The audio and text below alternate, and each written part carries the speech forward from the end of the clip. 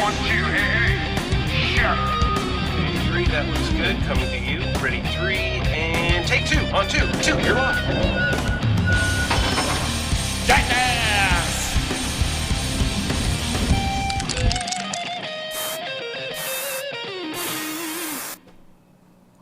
Hey, all right, everybody. Am I on? Yeah, you're on. All right. Hey, all right, everybody. Welcome back to another Showtech show. Are you on? Yeah. Am I on? Yeah. Oh, Yeah. you're on. Don't worry. All systems are go. Are you sure? yeah, you're on. apparently. Yeah. Okay. No, you're not on. Scott, turn your stuff on, jackass. Oh, stand My by. stuff is on. Wait for it. Go ahead. I can. 1, 2. Me, mamo. Me, Go ahead. mame. Go ahead. Can you hear me now? Yeah, you're good now. Dickhead. It's mic placement there. Continue on. All right, guys, we're back for another Showtech show here on the Lone Star Webcast God, I'm Network. colorful tonight. Sorry. You're always so colorful. You really are. No green? All right. As you might have noticed, Scott's back. It was just me doing this thing solo with Jordan. But yeah, just me up here on the set last week. So glad to have Scott back in the studio. Although Thank we you. did have some live viewer feedback that last show was the best one yet. So Yeah. So your mom wrote in? hey, feedback is feedback, friend. So, but you were out for your awards presented to you by the Column Awards. If that's not redundant enough for you, congratulations, my friend, on Best Musical Lighting Design Non-Equity for your work in Cabaret. It was nothing. Well done, my friend. I made Nate do all the work. Oh, okay, fair enough. And speaking of Nate, our wonderful guest host tonight, we'll call you a host. You get to chime in on all this stuff too. All right. Our guest tonight, Nate Davis. I've got the entire Davis clan with me, apparently. No relation, right, yeah. guys? No. You just not realize that? Yeah. Holy cow. Mind blown. You didn't know that was my son? I didn't know that.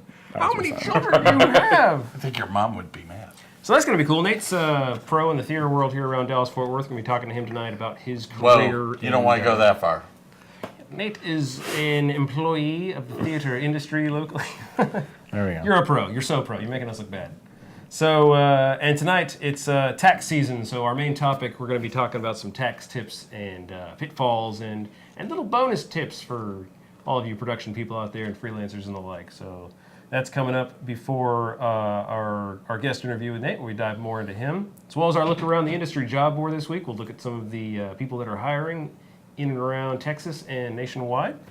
And then, of course, we've got our weekly look at the current events in the news segment that we like to call Next. Next. Yeah. So, let's see. Let's kick it off tonight. Scott, we already teased this a little bit, but tell us a little bit about your experience from the Column Awards last weekend. How was that gig? Well, it was quite interesting. I didn't get to do much. I sat out by a light board and I told people to press go. Nate had So you were being a lighting director? Yes, that's exactly what I did. Nate was our, what were you? Projection? Projection Oh. designer / operator. That's exciting. Oh yeah. What kind of projection did you guys have on the show? We had a giant ring.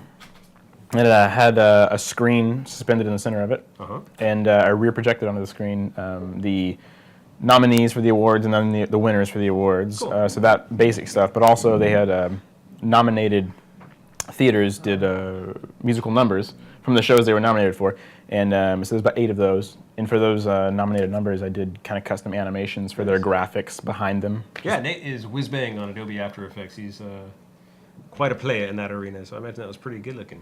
So you handled the actual projection engineering as well as a lot of the show design and the imagery and kind of the DIT. Yeah, I like to make them all, like every year, I like to make them all custom animations and graphics for their particular.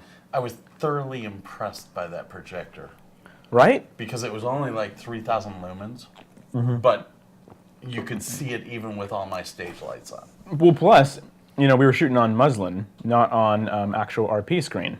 Yeah. And muslin doesn't transmit light like actual RP screen does. And it was a lot more brilliant back there for me, but on the other side of it, it was still dead. And then he lit the stage up crazy, and you still could see it pretty well. So it was really a fun time. It was a lot of tech work. I was actually surprised at how much tech work we did. So not only technically complex show and Actually, it was extremely technically More than you'd complex. think, yeah. This was the first year that we actually pushed it, I think, as hard as we did. Yeah. But I was impressed with all of the aspects. The lighting was great. You have to give a lot of kudos to the Granville Arts Center for letting us do what we did, because they're not used to that. Yeah, and it's a big rental time for them. You know, they have several people in there, letting us come in and literally make changes to their. Well, hopefully they get some photos and some press out of it, because you really are maximizing the space, I'd imagine. Kind of get the clients' minds turning, and when they're selling that, like, look, we can do this. We can do your little sales show or whatever. Exactly. I mean, it was a good thing all the way around. We'll see if we're there next year. Actually, last year, the You don't know if projections you're I coming did. back yet, dude. I don't know about that. Last year, the projections I did for the show actually took. They bought a projecting system just because they were like, oh, look what we can do with our space. So they like went and bought a. That's cool. 3D system. See, you get them, you get those creative juices flowing. They say, oh, this isn't just a political rally hall. We can do some cool stuff here. And it was actually really cool. The whole Forbidden Column logo. Yeah. We did a meeting sign. a month before over at Nate's house, and he was actually individually layering each light bulb. So each light bulb in that sign. Yeah. So, and this is in After Effects again. Yeah. You're is that kind of your software of choice? I love After Effects. It's a really, really great tool. There's a lot of third-party plugins for it. It can't do a lot of things natively, I guess you could say, that are too crazy and out there. I mean, it can. It's very open party, but a lot of people make third-party plugins that are Well, just that's the thing. phenomenal. It's really manual. I mean, you can do. You know what you're doing. You know expressions. You can literally do just about anything in it. Yeah, but there are a lot of plugins and a lot of sets that kind of give you those turnkey effects that a lot of the lesser editors have too. So you have the versatility to be efficient, and then also if you're one of those people who likes to get really granular and mess with all the details, you got that too. So, so that's your bit, huh? Yeah, Andrew Kramer from VideoCopilot.net is like the only reason I know how to do what I'm doing.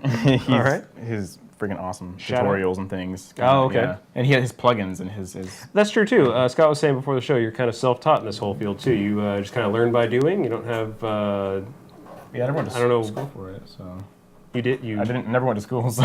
Yeah, I mean, there's two schools of thought on that. I mean, some people do like your Full Sail, or you're finishing vocational schools to kind of get professionally trained, and a lot of people just kind of are born into it, and they pick up a light and they start working a show, and then you did a good job, you didn't screw up, so your Now, did responsibility you find expanded. After Effects, or did you find Adobe the easiest to learn? When I was with younger, when I started, I started PC. Obviously, I didn't have a Mac, so Final Cut wasn't really an option. Mm-hmm. And I wanted to do things that weren't, doable with just Cinema 4D. I wanted to do more composition. I wanted to do, compositing, not necessarily just 3D animation and things. But when you get into After Effects, you can do literally anything with it. It's technically, I tell people, it's just Photoshop for video.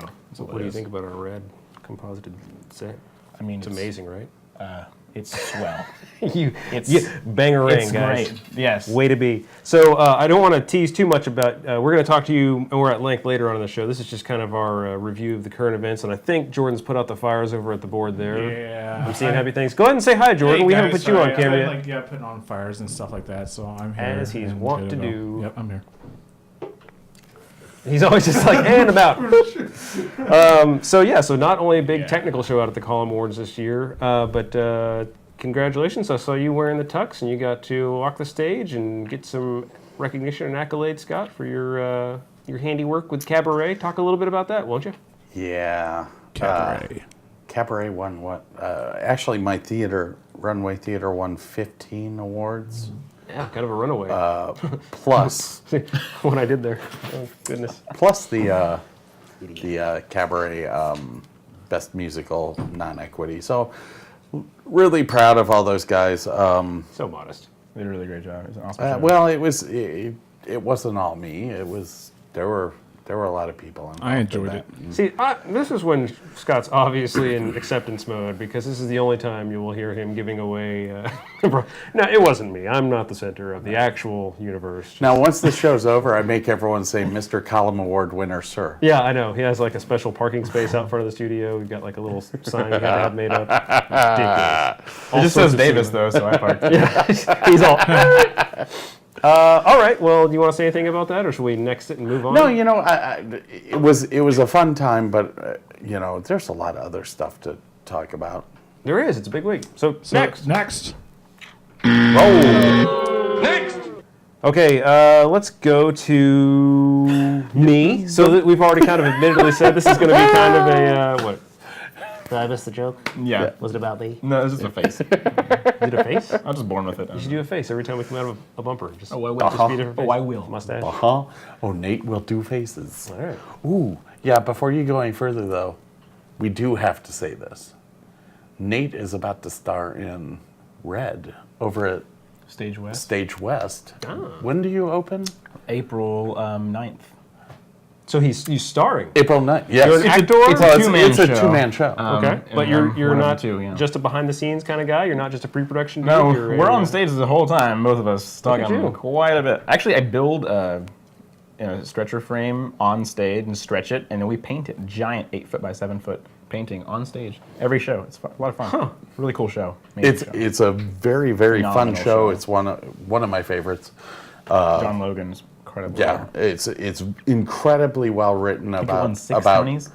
about how a mentor is teaching his student how to be the man that he was, and it's really Not well unlike you written. and Jordan. Yeah, I've taught him everything. Well, this is good. I like Especially this guy. how We're the going to term deep dive. lenses. English lenses. All right. Well, So yes, it was something. Yeah, we got to mention that because it's yeah. Don't forget. I'd coming up. Buy your tickets. Stage West. Stage West. .org. Thank you. .org. The more you know. So my first news piece this week is a massive Wirecast update, and for the last 2 weeks in a row, I think I've been kind of up and down on either bagging on Wirecast or talking about how awesome they fit in with our system here. No, we bagged them. You missed, yeah. Last time Scott was here, I was We bagged them bad. less happy with Wirecast, but this week they announced a fairly massive inline update to their latest iteration of the software. Can we downloaded cut the and notes. dissolve yet? Not on Windows. But no, seriously, it's like a good page and a half of bug fixes and just, I didn't know how broken the system was, but now it's apparently much less broken. So look forward to a cleaner show. Jordan is paging through a white paper there, which is good TV. So no, I did want to show that. I put the link in there just because it's kind of a mind-boggling list of, oh yeah, we fixed this memory leak. Like one of the things was video playback in the show.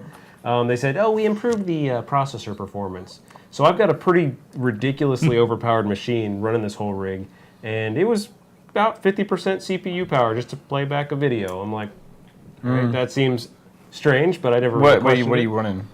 it. It's a Windows 8 Core i7, like 3.5. So you're hyper-threaded, gigahertz. so you have 8 cores technically? No, it's a 4 processor. Oh, so you're not doing 8 but cores? to play back an MP4, and it was Oh, yeah. driving about 50% of the processor power. Like, Yeah.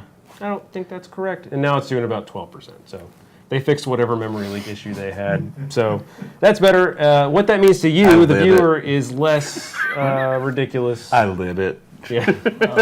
No, Scott knows going in. This is a very video show. Nate's big Why video didn't you guy. invite Jordan, Scott? obviously Thanks, video dude. I can play video guy if I have to. Scott Plays video games. he likes to play with lights. Yes, there you go. That's huge. Great. I'm guessing you're gonna next that, Scott. Next. Next. That was hurtful. Jordan, you had a cool thing on Facebook this week. You had a 10 things you learned from your first yeah. production gig. I thought that was cute. Let's roll over those. Is the link there? or- 10 things what? I'm just going to be basically reading these. It's a top 10 things to remember your first day on a film shoot. Read. Oh, and wow. And I think this actually goes to any job position that you're on, whether a gaffer, camera, just a production assistant, something like that.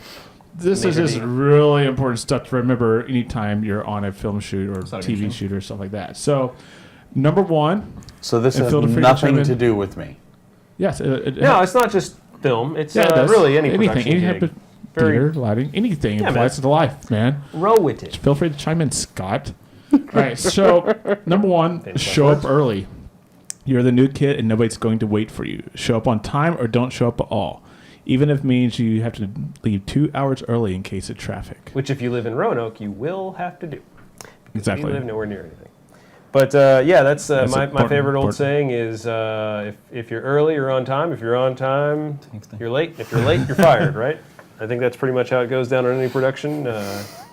Maybe not the Showtech show. We're a little bit more cash around this joint. But Are we? It's the internet, damn it. What do you want? It is TV. Right? So let's go through this. Yeah. Okay. Number 2. You go, boy. If the producer, client, the assistant, is there assistant? Like, the assistant actually has an assistant? Yeah, the assistant of Wow, the assistant. that's pretty awesome. I want That's like that a gig. job. No, that would be all the work. That's I the want, horrible I want the job. middle Anyone- assistant. That's the good. That's the sweet spot. Or anyone else is carrying more equipment than you're doing it wrong. Yeah. What do you think about that? Depends on what you are. Are you a gaffer? Then no, you're doing it right. So where I work my day job, we've got interns, and they'll occasionally have to come out and work live events with us. And our head chef is really great about coaching them because all the time she'll just like run through and break up these little group of college girls and just like, even if you're not doing something, act like you're doing something. Always be moving, always be looking. Don't just stand there like, well, I'm done, because that's the quickest way to get fired in Canada. And I'm totally sure not only is that generally applicable in jobs, but definitely production. You're never done. If you're done, you're supposed to be doing something else that you just haven't realized yet. So Or you're at the premiere. Then you're done. All right, Nova. so number 3, number 3. bring a raincoat, flashlight, protein bars, cab fare, and a mobile phone See, charger. I thought raincoat was a euphemism the first time I read it. And I was like, wow, that's a crazy set. You guys are going nuts. But no, you're like, yeah, be prepared. Have your bag of tricks on hand, your multi-tool, your flashlight, your gaff tape, your Gaff tape. Your gaff tape. Always Gaff have tape, gaff, your scotch tape. E-tape, Gaff. E-tape, any Gaff. kind of thing. Magic marker. Have your screwdriver, your wrenches, anything to do kind of work. See, I thought screwdriver was a Killed euphemism the first time I heard. No, I'm just kidding. So So, Number 4, see, I like this guy. make things happen. Nobody wants to hear that it can't be done. They've all made the impossible happen before, or they wouldn't have survived this long time in the film business. They're not interested in hearing any about your problems. They're interested in solutions. I agree with that. When you have nitpicky producers who don't know jack. See, this is my problem. I think this is Isn't where that what we're hired for? Is to solve the problem? Yeah, we're fine. yeah, Solve the absolutely. problems. But I'm also I color myself a realist. Like, so when people me too. come Me up too. with like ridiculous suggestions that are clearly not going to work and are a bad idea, I won't. You can be a realist all you want. My answer is the same every time. If you've got the money, we can do it. Well, That's exactly. that's a good way to That play is it. exactly the point. Yeah. I mean, there's situations where I'm not in charge of the budget. It's just a matter of like, these are your resources. Go hang the moon for me. And I am more inclined to say, here's some problems with that, and this is why this isn't going to be a good thing for you to do. I'm trying to be helpful. But most employers and directors and producers just want yes men. And Yes, sir. beyond that, Yes, then you sir. figure out how to make it happen. It's almost better to just say, yeah, I'm all over this. Go try and fail, and then when that doesn't work, hopefully come up with an alternative solution so that they can then take credit for that. Well, because you You're can't just talking tell about people the no. entire arts industry. Yeah. I mean, Oh. directors, producers. I mean, theater and film. You're talking about people that are in charge are usually the art people, not the technical people. That's what we're there for, So obviously, they're always going to ask for ridiculous things that you got to make happen. But it's just part of what you're doing. Yeah, and like I said, that's my downfall. Is I'm too darn transparent. I don't. You I'm are. not a yes man. You are. And I'll never be a yes it's man. not necessarily being a yes man, but it is necessarily So pro. being able to fulfill the artwork that wants to be that director wants to create. It's our job Exactly. to be problem solvers. Yeah, and I consider myself a communicator beyond an engineer, whatever other stupid hat I'm wearing, and I think that's the key, is when someone asks of you something stupid, and this kind of goes back to our difficult clients episode, you were part of that conversation, but when someone asks of you something that's impossible or just wrong or doesn't make sense because they don't understand the technical things, you need to get past what they're asking and intuit what they're wanting. And then reframe what they're wanting into something that makes technical sense, and then execute that, so that in the end they get what they want, and they don't realize that you had to reinvent the wheel because their initial ask was stupid. It's best if that just doesn't happen and they don't understand that it happened. They just said, I wanted this. I said I wanted that, but I got this. So good. Well, always lower expectations. Yes. And then you Manage always expectations. Yes, you always Yeah. under promise and over deliver always. Never the other way around. That's good. Yeah, I've heard that a lot. That's one of my That's favorite what I go-tos. live my life by. That's the only way to be successful, I think. Or True. Well, just have lots of money. that too. I mean, you can give to me. Number 5. Numero cinco. I'm just trying It's like a mini next. Well, I like I'm just trying to blow through this as quick as I can because we do have a See, lot that's of the- stuff the here, first you time know, I heard that, I thought that was a You do euphemism. realize that we don't blow through anything on this show. That's true. Try not to go think that way. Beer. Number 5. Bring a notepad and pen. Someone's going to give you orders. Write it down. Yeah, I think that works. You know what I do? You know, Notepad app on my smartphone. that's true. iPhone, Pen and paper for college audio notes. recorder, something. Amen. But yeah, write it down. Don't try to be that guy that's going to memorize everything unless you're a professional. Oh, seriously, God. Restaurateur. And please don't cut them off before they're done talking. Oh yeah, I know what you're talking about. Oh yeah, I know what you're talking about. yeah. Hey, Like, I need let you to them take fucking this finish. 5. Okay, I know what you're talking about. What? Branson. Branson. I don't know what that's about. Number 6. Your job is to help make the movie. You can't be distracted by taking selfies of you next to the cool camera, rating the craft service table, or chatting up. Do the you cute ride the makeup- craft service table a lot? I do. Or chatting up the cute makeup artist. Focus. I've done that before. Do you really? I've rated the craft service table. Have you ever rated the makeup artist? Whoa. Oh. So I guess to boil that down in more generic production terms, obviously you're there to work, and I don't think anybody who's ever been on a live set or a show or an event finds himself with spare free time. Yeah, it doesn't happen. Yeah, I don't ever find myself in that situation where like, oh, I was too busy screwing around to pay attention to what I'm supposed to be doing. But if that needs to be said, then don't do it. I mean, what's next? Okay. Be a problem solver. Don't wait to be told. Find what needs to be done and do it. If you have to be told more than twice, they'll find somebody else. Believe it. Yeah, that's. Yeah, I don't. If you're a PA. Well, if you're talking specifically about a film set, and you're talking about being new on a film set, I mean, do what you're told before you Good start. production awareness, Jordan. Thanks. Thanks, what am I Jordan. going to do? Like, just have the camera over there while somebody's talking? Come Yes! on. It's called a voiceover. Just joking. Go ahead. Sorry. It's all right. The people want to hear it. Part of the show that we do every week, this is a little aside, we just like to bag on Jordan the whole time. Yeah. Well, Takes the brunt of all of our technical I quit. shortcomings. Whoa, well, hold on. You can't quit. no, we don't You're want to not go being that paid. far. But so, Hold on Go here. ahead. Go ahead. What were you saying? Oh, I was just that's basically it. I was just saying, if you're getting on a film set and you're new, like don't screw something up. There's a lot of cables and all that kind of stuff going everywhere, and you can easily trip over one, like I just did a second ago, and screw stuff up. Yeah, we had some OSHA issues around the set here. Hence, we were 5 minutes late. Yes, that's what happened. Yes. Nate screwed it up. It was all my fault. Wirecast. All right, Jordan, keep it rolling. Number 8. Ocho. $22 roll of gaff tape couldn't fix that. Why we have wires anyway? It's 2015. Get some wireless up in here. That's Dun dun dun. Just kidding. I'm just What's kidding. ironic is we actually do have wireless mics. We're going to be. The receivers are wired to the thing, and we moved the receiver bank over in front of us so we could hold up our chat room. That's where glutton for punishment. That's why. So we're morons. We've got thousands of dollars of wireless 4 microns from the microphones. Being used as a wired. cable. This is a Yeah. great setup. Well, you know what? It allowed me to walk around the room, and I would have gotten away with it if it wasn't for Jordan and his pesky finger. Yeah. Moving on. Number.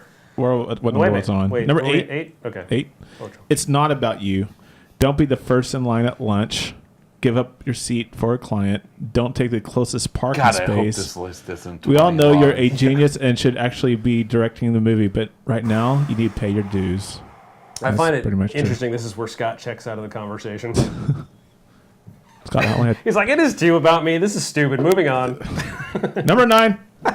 Remember, they may not remember. Remember, they may not remember what you did right, but they'll sure as heck remember what you did wrong. If you want to get invited back for day 2, start batting 1,000. Scott wants to chime in now. That's not be good. The finger. Lon Barrera. He's about to throw it. What about Long? What about him? Column Awards. What about him? His name came up before they mentioned him. Okay, you shut up. Okay, I was back there. I couldn't hear anything, and they're like announcing. So they read off all of the nominees, which I have a list of on the screen. And then whenever they announce the winner, I'm like the only person that knows the winners because I have to make the projections in advance. They announce the winners, and then I go with it. They say the Colin Award goes to, but I couldn't hear anything back there, and people were bugging me, trying to, all the time. And then I hear her say, Too many cooks in the Juan kitchen. Barrera, so and so, and she was reading the nominees, and he was the last one on the list, and I thought it was a winner, so I was like, winner, and so his name just pops up, and everyone's like, oh, Boom! well, I wonder who won, and Surprise! then I mean, everyone knew he was gonna win anyway. I don't know. Okay, so, yeah. Frustrating when you're trying to do your work and someone's talking in your ear like, hey, like that crazy. is a great party, is it? You really enjoying the show? I'm actually doing a lot of work right now. I was on the back of the stage running the project, and like I had stanchions to hold people off, and people kept coming back there trying to talk to me. And the best part was that I was on the headset going, it's going to be Lon. It's going to be Lon Barrera. Lon Barrera. He's doing that in my ear while Lindsay's talking over him, while people are talking to me, and I'm trying to listen to her out there. This is why A1s never have comm in their ears. They just listen to the show and they're like, audio, where are you at? Where are your ears? Are you listening? Why isn't audio listening? Because he checked out a long time ago. He's like, I don't need this. I should have. Yeah. If you've ever worked a show with Scott, you know comm is He really... would not shut up. Every person that came up there, he had something to say about every single one. Because I don't know this person, but here's their life story. I love this. We're just knee deep in next, and we're already doing the war stories. So. Are we on 10 yet? Number 10. Can I have Holy a crap, drum we roll, please? finally made it. Be the last person 30. to leave. If the director has to carry a trash bag to the dumpster at the end of the day because you left early, you'll never work in this business again. Girl, I ain't never seen no director ever carry a trash bag to nowhere. I can think of two things wrong with that I'd say statement. hop in his Mercedes-Benz and drive off. If you're cheap enough, you will work in this business again, and I've never seen a director carry a trash bag. Yeah, okay, unless it's Coy Covington and it's a bag full of wigs. That's the only time. Only time it's happened. With that, Bag full of Coke. I'll nix myself. Or Coke. And Cocaine. Hey, look at that. awkward. All right, so that was yours. Let me see. World Theater Day was this past, was it Friday, Scott? Yes, it was Friday. Theatrical, both of you, Nate and Scott. I knew that. I didn't. And Happy I found out Theatrical Day, whatever. who invented Theater Day? Who cares? You did. You put it on Facebook. Gosh. Happy Theater Day. I'm sorry. Am I getting a card? I don't. No, nobody's getting a card. But Theater Day, is this international? Is this? Do you dance. care about Happy Theater Day? I was working in a theater like I do every other day of my life on Theater Day, so I guess I supported it somehow. Here you go. See, Nate, this is me trying to reach out to the theater community Well- on our little show here. So Happy Theater Day. Here's the thing. If you want to reach out to the theater community, all you have to do is open up your house with a keg, and they will come. Good Alright, people. that's true. Or All right. a box of wine, you know. Or a bag of Coke. Like cocaine, right? That was earlier. Private reference. Chat rooms. Wow. Next. Good. Next. Okay. Let's see. So, Jordan, talk about, was this TVU and stormchasing.com? Oh, yes. What's Let the me get story? to that right there. Kinda So, rad. let me pull that up real quick. So basically, I found this on a website, tvtechnology.com, talking about how there's going to be a partnership between TVU and stormchasingvideo.com to bring up live storm coverage through IP-based video networking, video technologies. Okay. So this is live storm coverage. I'm with you. Live. So it's basically, it's based. No battery? That could explain our audio trouble. Okay, Carry on. I'll carry on and talk for a while until we Yeah. get some batteries here. all pulled up you, or something buddy. Like that. So basically, this is talking about how we're doing live IP through cell technologies and stuff like that, instead of like driving around with a big microwave dish on the back or a satellite truck or something like that. You know, you're just basically doing a TV pack, pretty simple coverage in the back there of storm chasing through tornado alleys in Oklahoma and Colorado, Kansas, anywhere a tornado is. It's live coverage of it being streamed through web IP based systems. It's that. Can you hear me? No. No. Can we see No. an example Am I of on? this? Do we have an example on. of this? This sounds interesting. Do you have any? It's not yet. It's not out So there it's yet. coming soon, and I think that's what's really cool about this is using the IP links. I mean, if you're gutsy, technically, couldn't somebody do that with a streaming app?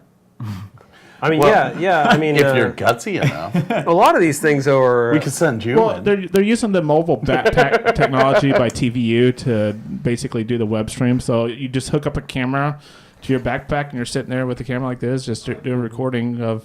Because when you're out in The rural tornado. Oklahoma and Kansas filming, your cellular bandwidth is not great for pushing videos. So that's where some of these bonded technologies, where you've got a little backpack that's combining, 6 4G cards of whatever. This actually info you will can scrape together. start.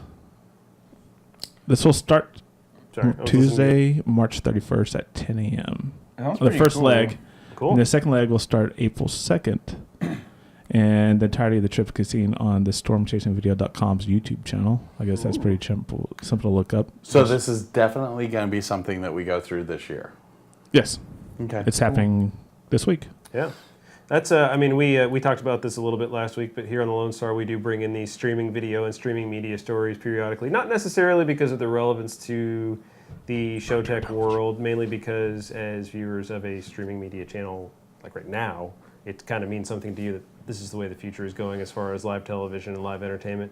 But also, it does bear mentioning that this is the new paradigm where the broadcast world used to be. If you're not currently producing, at least as a simulcast on the web, you probably will be if you're doing anything in broadcast and live distribution. Well, So- this can enable it to be truly mobile. Like if you're a TV news truck or something like that, you can't be broadcasting live as your truck's going down the road at 60 miles an hour with this microwave truck, microwave mast up in the air or its satellite dish up. So this is able to, it's a mobile cell phone technology. You're going to be watching it live streaming. Also, the TVU is allowing broadcast stations to pick up the feed from their grid so they can tap into that feed anytime and provide live coverage of this as it's happening. Yeah, and So that's for pretty nice. something like public safety issue, like tornadoes coming through town, that's a really cool application. Because of live we're getting into technology. tornado season here coming up here in Texas and Oklahoma and stuff like that. We're in the tornado. Well, we're alley. close. In Yeah. April, May. Wasn't there just one in Oklahoma? Yep. There was, yeah. Last week was pretty bad up there in Moore once again. So our hearts and prayers go out to those folks. This got really depressing real quick. That sucked. And Yeah, really. next. Buzzkill. Thanks. Let's see. Give me another one here, Jordan. Pro Presenter 6. Oh yes. Pro Presenter 6 for all y'all people. Let me get this link here. Oh, we got some fans. All right, so basically, Renewed Vision has just recently announced Pro Presenter 6. Probably not recently, but just sometime within the past few months or something like that. Let me show you this on the screen. It has a bunch of nude. Yeah, Bunch of nude bunch things. of nude photos. Really weird on it. for church media, but House of Worship is kind of going in some new directions lately. So It has a bunch of new features on it, including like where you can basically. I'm trying to find it. I mean, it's always been pretty sweet. you know but- what's really meta is he's showing us this screen capture through Pro Presenter. Right. Pro Presenter 5 though, not Pro Presenter 6. I do have 6, but I was thinking I was gonna basically do a copyright thing on it, which would have been bad. Good TV. So the new features on it. Let me go to what's new here. That's probably it right now. It has this new thing where you know how in the sports and stuff like that, how if they're doing replays, they can draw on the map, draw on the screen, and show highlights and I stuff like wish that. I had that budget. Well, Pro Presenter allows you to do the same thing. You can actually draw on your screen, or in the future, you can have an iPad attached and draw on the iPad and highlight your PowerPoint presentations, anything like that. Also, you can build your presentations up. So used to it just be slides. Now you can actually build transitions into each individual element as it's building up. So each individual element can have its own transition. Like if you see right there, the audience analysis. Well, each one of those things can be its own individual file and build with transitions. Another thing that's has a ticker, so you can have a built-in ticker like in real TV and stuff like that. You can do whatever you want. There's the Telestrator right there. So that's what the new feature on Telestrator is. You can actually write on it. How much does it cost? The soft, does it the soft. I think it's. They don't have a price yet on it right now, but It's probably the free normal. if you steal it from a church. I was gonna say, I've okay, only if- ever heard of those the of us software who in House don't of work Worship. for a church. How much does it I, cost? I think ridiculous. it cost me like $500. Okay. But you work for a church, right? No, I paid. This is. I have a own copy. The regular version. Yeah, this is Pro Presenter That's- 5. yeah. I paid for myself. Also, you can do different types of nursery calls through a web OS. So, say for instance, you have a Mac that's hooked up to your switcher the whole time. You can basically have somebody from the nursery room log onto a computer or their iPad or iPhone, send the kid's paging thing or the nursery paging number, and say, pick your kid up. You don't have to call somebody or say, hey, have somebody walk down to that classroom or walk down to that room where the front of house is. Like, I'm sorry to Hey, say I it, but need Nate's you our to- guest, and you just got nexted by Nate. I did not. No, he said he's bored. I said I was bored because I don't know about nurseries, man. Yeah, that counts. Nurseries? That's how it works. We gotta respect the talent. Buddy, the minute you say That's next, cool. it's done. Me and you are going to talk about that one later. That's good stuff. I thinking like if we're it. bored, But they're probably bored. this is a big show. We got a full show today too. So we're on segment 2, and we're about 17 we'll be like- hours in. Plus, tonight. all I was thinking about was John getting a telestrator during a column awards. in the nude media. I think my talking at John like 5 Garcia people in the having chat a room. telestrator. I'm out. This guy's boring. That's not what I want. Well, I'm going to talk about some more No. nerd formation this week. Hey, Slash your- Gear. Your mom just quit. Yeah, I know. She's only good for so long. I know. Boring. Thanks, Mom. No, Slash Gear this week's reporting some news about Windows 10 coming out soon for you Windows people, which there are none in the room. Will it have Internet Explorer? Will it have Internet Explorer? Who cares? Actually, no. I read just something a else. They're joke. not. They're actually moving on beyond Internet Explorer for something else. Wait, But it's the- about time. Yeah, well, the news this week is that Windows 10 will be out of the box, ready to support 8K monitors. Of course, they're going to need to have a pretty massive video card to support that, and an 8K screen, obviously. But that's going to trying be a so base hard. level spec. So the future is nigh, people. Windows 10, interesting platform. It's basically going to mirror their mobile phone platform. Which everyone loves. So I by can't the way. imagine an 8K smartphone, but Oh God, Windows 8 was just perfect. Oh, it was great. Oh, my goodness. Oh my gosh. No, but in reality here, XP was the last good thing they put out. I know. So this is really kind of a moot point. It's we go back to the same point that I made a few weeks ago of my business moving back to Apple because I'm tired of software not working. yeah. I built some PCs in my day. I was PC my Go whole life Apple. until the last year and a half, 2 years, and I Jordan. could afford an Apple. Go And I Apple. will never Go go Apple. back. I will never go back. Well, the Windows story Harvin here, just there's quit. 2 things you need to know about Windows 10 as Goodbye, it hits the Harvin. news more often. The first thing is Windows 10, it's really not much of a change from Windows 8. The whole point is to unify their Windows Phone and desktop Windows applications into literally the same environment, so they'll be interchangeable. Wait, It's you mean like Mac is already done? similar, yeah. Well, it would be like if Yosemite and iOS 8 were like the same thing, but I mean, like literally the same thing. Like you can't tell the difference between. Once again, we're hitting the same point that we nobody cares. The other thing is no Windows 9. That's okay, because that probably would have been terrible. I think that's kind of awesome that they just decided, yeah, 9's too. Why counting? Who counts anymore? Not us. Windows 10. F it. That's why. Well, because they're trying to be like Apple. you know, Here, let's- Maverick. Yeah. Mavericks. Windows Let's take a X. survey real quick. Are you gonna buy it? About what? Thank you. That's all. I'm not You even gonna thinking buy about X? myself in response to that.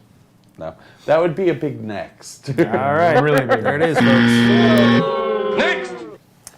What else are we talking about? You had that Q8 Zoom. Did you want to talk about this Zoom camcorder? Go ahead. This You is a do cool it. little product coming out. Zoom is an audio company. They do a lot of Awesome. handheld recorders. They do some cool mixer multi-track recorder boards as well. This is a new offering. It's a camcorder, little handheld video camera kind of device.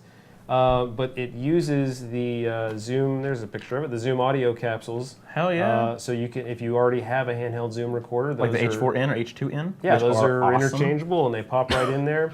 What's also cool about this, it's got two XLR/quarter-inch Nutric inputs on the back of it, so you can adapt professional audio straight into this tiny, tiny little video platform. That's always Do multi-channel recording. I think it does 4 tracks of audio recording. Can we talk about video for a second? When you have a second? Yeah. What's the video like on it? What do we Better than HD. I believe it's 2K resolution is what it 2K comes out to. resolution. So yeah, it's not quite 4K. Is there a cost on it, or is this not even out yet? Can we $400. bring up the 400 doll hairs. Yes. $400. Doll hairs. 400 of them. Yeah, not awful, huh? That is so cheap. So if you're a mobile shooter, you probably want to throw one of these in your bag. You can get some great audio I with will your be shots. The purchasing one videos beyond what myself. you're going to need for your YouTubes. I was getting ready to say we compare it to Blackmagic here, but I'm not seeing any kind of DSLR. Hold on, it's even got XLR jacks in it. Yeah, that's what he was Right, saying. that's what I said. Yeah. So you, not only do you have the Check kind those. of high quality capsules from Zoom, it's also got Yeah. the professional input. So if you got board recordings or house feeds or whatnot, or your own wireless audio gear, it records all those channels simultaneously instead of having to pick and choose on stereo. And you're getting better than HD. It's like 2100 by something. 2304 I mean- by 1296. I'll go with that. 1296. Okay. Yeah, it's a Well, 3, slightly higher than 3M 1080. HD. I don't even know. That's fine. I mean, At 30 frames whatever. per second. Sounds Japanese. No, it's a pretty cool little for $400. I think that's kind of the Dude, that is the action point a here. bargain right there. Yeah, this is something your GoPro shooter should probably have if you're more audio than video inclined. So check that out, coming from Zoom. Freaking sweet, man. Yeah, that looked good. All right, thank you. Coming back. Not all my stories are shite this week, so thank you very much. There you go. Next. Next! See, I know when to get out. I don't milk it. Jordan, talk to us about this Periscope app that I've been hearing so much about in the social medias this week. Sounds you like heard it's all about the this yet? rage. This is going to be gosh. weird. It's going to be weird. All right, I'm telling so Weird. I'm this new feeling app- very odd about this. yeah, I downloaded it. I played with it. It's pretty interesting. Twitter bought this. I think they bought it and released it Thursday. Bought it for $100 million, and it's this social media app where you can live stream from your phone. Currently on iOS right now, but you can live stream from your phone any type of video. You just point and shoot, and people just tune in. They watch. You know, it's through your Twitter account. So it's pretty simple. They just, live So I'm chat. told this is and not hearts Meerkat. It's not Meerkat, but it's sort of It's like the same Meerkat. thing as Meerkat, but it's Twitter's version, which is why Meerkat doesn't work on Twitter now, I'm assuming. But I don't really understand what the value add to this app is. As far as I'm aware, people have been able to live stream from a smartphone for He's doing it right now. 5 years. Yeah. Are you on Ustream? I'm. Hey, are you killing our No, bandwidth? I'm on Periscope right now. Oh. Jordan, watch our bandwidth, because I don't think we've got the output. Watching for it. this. Right I'm now. not on your web. We're still good. All right. Well, 5 so bars. there it is. So- Internet streaming from the palm of It's your hand. live. So if you're at home right now and you're not sitting in a webcast studio, you can do this too, folks. Show the world what you're eating. Wow, I've got 4 followers already. Really? Yeah, 6. That's maybe. weird. That 7. is so weird. Nuh-uh. Really? Yeah. Wow. Wow, this is crazy. So- 7 people watching. You should watch our tech show. FrontierTelevision.com. Why are you fools watching Periscope? You're wasting your lives. This is live right now. I bet their audio works. Just saying. Oh.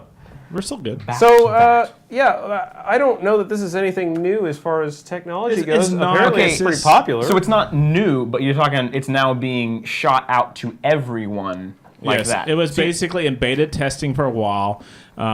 This group of guys, or a team basically, had this app. They were testing it out, sending out the betas and everything, and then they sold it to Twitter for $100 million. Now these guys are living in a beach or something like that.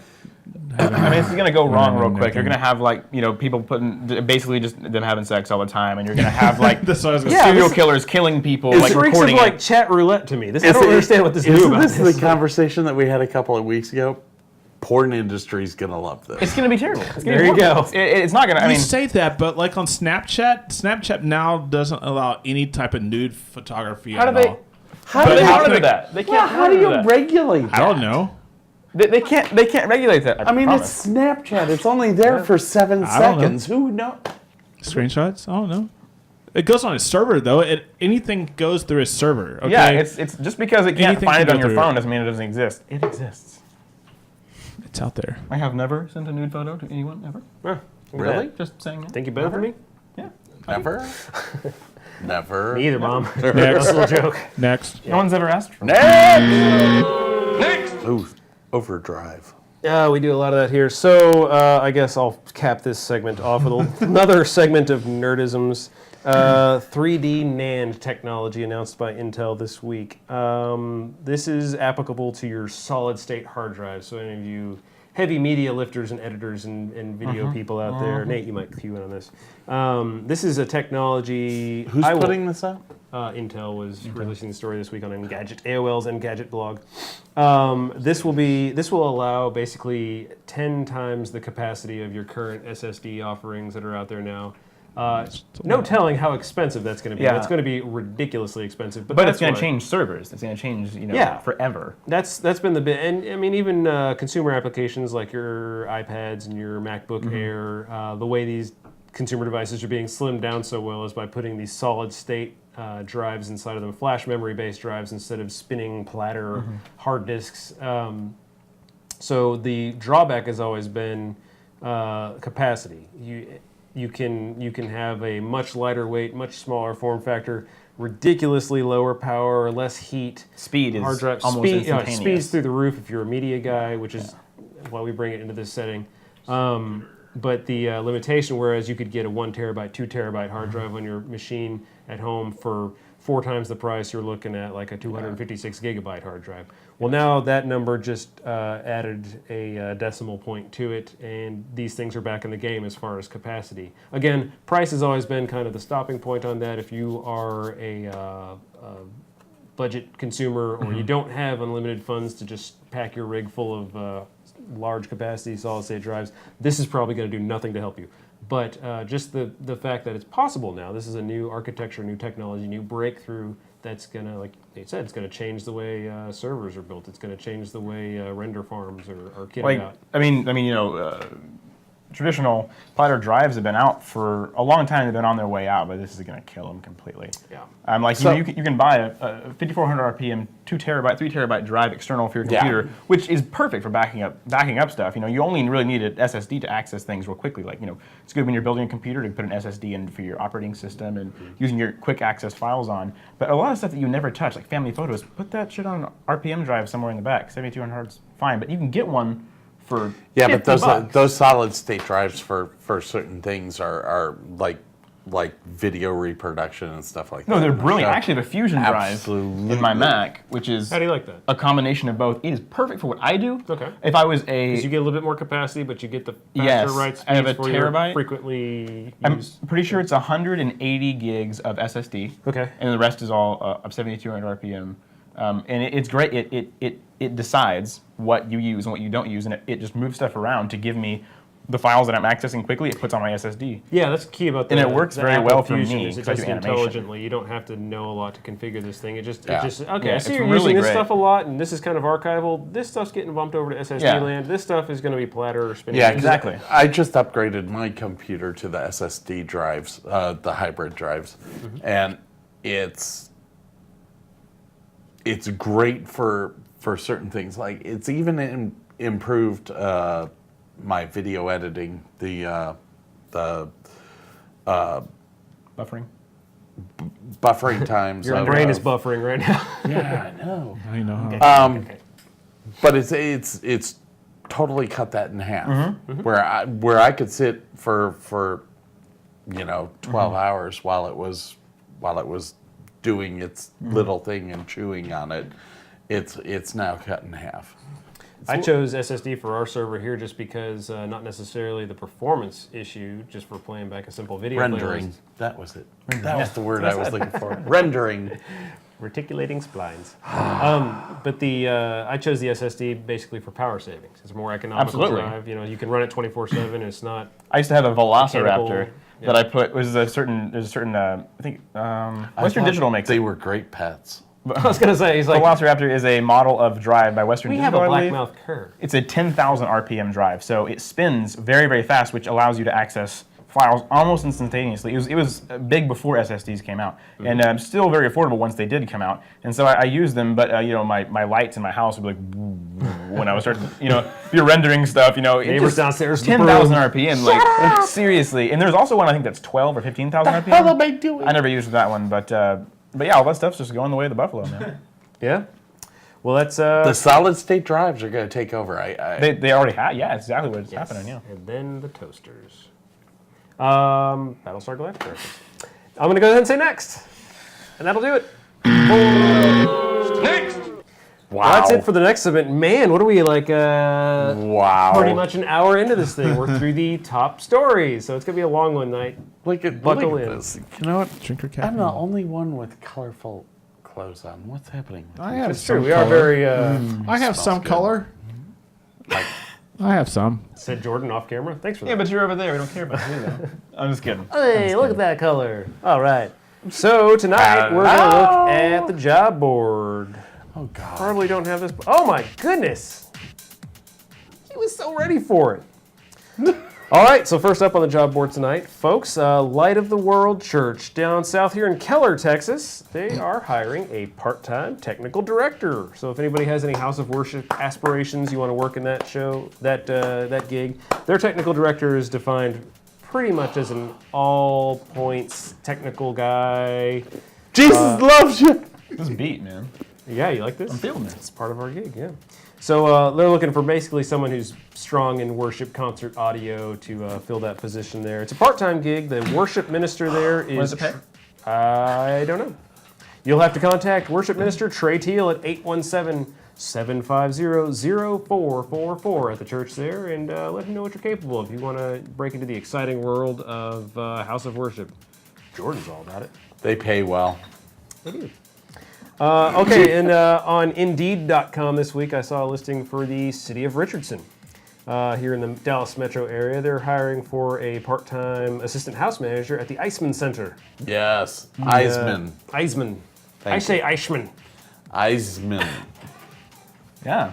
Thanks, Jordan. We feel very. He was left. So City of Richardson is hiring a part-time assistant house manager at the Eisman Center. They're $14 to $22 an hour, depending on experience. So cool little city gig here. Probably good benefits on that one, I would imagine. Anybody ever worked for the city? Yes. I work for the government. I don't have to do anything. Did you work for the city? I've actually worked for the city of Irving a couple years now. Really? It's funny you should say that because Indeed.com this week also has a listing for the city of Irving. Oh, I know they do. They're hiring a full-time theater technician. Oh, I Nate. know they are. Nate just quit. I didn't. No. I didn't. I only do one show a year. But yeah, a lot of city jobs here in North Tejas on Indeed this week. So check them out, production people. Talk to Ross. Oh, okay. Tell them Scott sent you. Ross Maroney. Don't tell them Scott sent you. Mandy.com has a position here in Dallas for Archival Magazine. They're looking for a full-time video editor. This was an interesting one. Must be fluent in another language. Farsi and Russian would be preferred. So if you've got that in your back pocket Or and you're a Yiddish. video editor. I imagine there's a lot of Spanish applicants to this job. I know a little French. Farsi. That's an interesting North Texas Wonder want. if ASL qualifies. American Sign Language for a video editor. What's he saying? I don't know. I can't see him. So you want to apply to Maureen Oland out there at Archival Magazine in Dallas. ProductionHub.com has a listing for Loud and Clear Inc. in Cincinnati. They're looking for a video department head at $45,000 a year. Okay, that's fine. all right, that's all right. Let's roll with it. Oh, we're just gonna put it on Jordan for Yeah, I guess. 25 minutes while Scott takes a break. So where did He you does live this off of? every. Just put him back. Just put him back. Just put it back on fine. me. Every time we do job board, Scott takes a breather. So and he leaves his mic on. Turn his mic off. StaffMeUp.com this week has a job listing for Bid Network Online. This is kind of similar. I wish Scott was out here. It's kind of an auction network throwback. We used to do the auction circuit, so this is an online. Sold on the auction. So we're network. right here on the internet. Bid Network Online, they're based out of Los Angeles. They're hiring a full-time kind of a web streaming broadcast operator. So this is going to be the guy who puts the rubber to the road, takes the production output, and gets it onto the live stream and makes sure the broadcast standards are upheld. That's on StaffMeUp.com this week. Also on Staff Me Up, Hearst Digital Media in New York City. This is awesome. Harvin, I hope you're still watching because this is for you. I found a position that is better than Drapist. I swear to God. Drapist. Hearst Digital Media in New York is hiring a full-time predator. And this is kind of an industry term. You might have heard of it. It's a producer editor, someone who can go out and shoot and edit. They literally call the position a predator. So, New York City, if you're in the production world, look out for all the predators and rapists. They're everywhere. That's all we've got. So those last two positions on staffmeup.com. Sign up on their service to get all the details and apply therein. So that's all for the job board. Our main topic this week is tax tips. And I'd like to talk slowly while my co-host gingerly makes his way back to the set after an abusive session with my commode. You can pot him back up now, right? Oh, yeah. Oh, yeah. There you go. There you go, don't you know? I had to mute it because I think you turned your mic on. No, you just left it on. You're like, oh. We heard I something. didn't care. I want you guys to hear The it. production value here is through the... Did you Welcome use, to the Showtech Show. Hey, hey, Nate. did you use the Was poopy this spray? The poopery? Yeah. Poopery? Okay, Yeah, cool. I used the poopery. We should do a poopery commercial. Was this everything that you expected it to be? And less. So, talking about tax tips, a lot of us probably have worked at some point or another as freelancers. You Perhaps pay do. taxes? Not to the United States. Dun, dun, dun, Okay. dun, dun, dun, dun. So, the first thing I wanted to do to kind of lead off the discussion with you guys is how do you feel about pro-tax preparation? Is this something you guys hire I hire out. I don't. H&R Block or I don't. CPA or... I have a CPA that does mine. Okay, so I you just go do mine pro. on my own. You're a solo guy. Jordan, you said you Yeah, don't? You I do? actually use TurboTax. Yep. I hate to Okay. be branding people Self-file. on here, but it's something that I can do by myself. It's pretty Yeah. easy, simple. You just enter a bunch of numbers in, crank it in, and boom. Sounds you easy. get it. Just put a bunch of done. numbers in, I've stuff done it comes within out, a they save day. you money. Pretty It's a good simple. deal. I think I'm the only one that has employees, though, right? Yeah, you got employees. Yeah, I was going to say, it depends on your operation, too. If you're, straight filing can be pretty straightforward, but there can also be a lot of things that you don't want to screw up. And my school of thought, ever since I kind of went sole proprietorship back in the day, I didn't know what I didn't know, and I didn't want to screw it up in a way. So my thought was kind of reduce the red flags the IRS might see by hiring a professional and paying somebody who knows what's up to be that guide. And so I kind of recommend it, even though I don't think my filing is all Yeah. that difficult. I think when you're going through a platform like TurboTax, it's less janky. It is. Yeah, I mean, there's still some sort of guideline there, but I Yeah, think I use TurboTax. when you've got a licensed CPA signing off on it, it's kind of... Well, see, and that's different. Actually, starting this year, TurboTax, if you get the business get the version, pro, right? Well, they actually send it to their people, and they confirm it and send it back to you before it's in the IRS. Right. Yeah. So, which you pay extra for, but and not that much compared to what you would pay something like H&R. Like, I Yeah. pay like $80 a year for everything. It's and still I do not it on my cloud own. sourcing. It's still kind of Yeah. streamlining the process. And what I love about it is that, like, I work, all of my business stuff is done through QuickBooks, which is the same company as board. TurboTax. So I'm Can't actually, mix. This is the main topic. No, I know. Sorry, bro. I actually just send my QuickBooks file for the year to my accountant. Yeah. And my thing is not so he much that takes the I'm okay on the math portion of it. The guidelines can be a little bit heady. The tax code in the United States is stupid, but it's This also year was evil.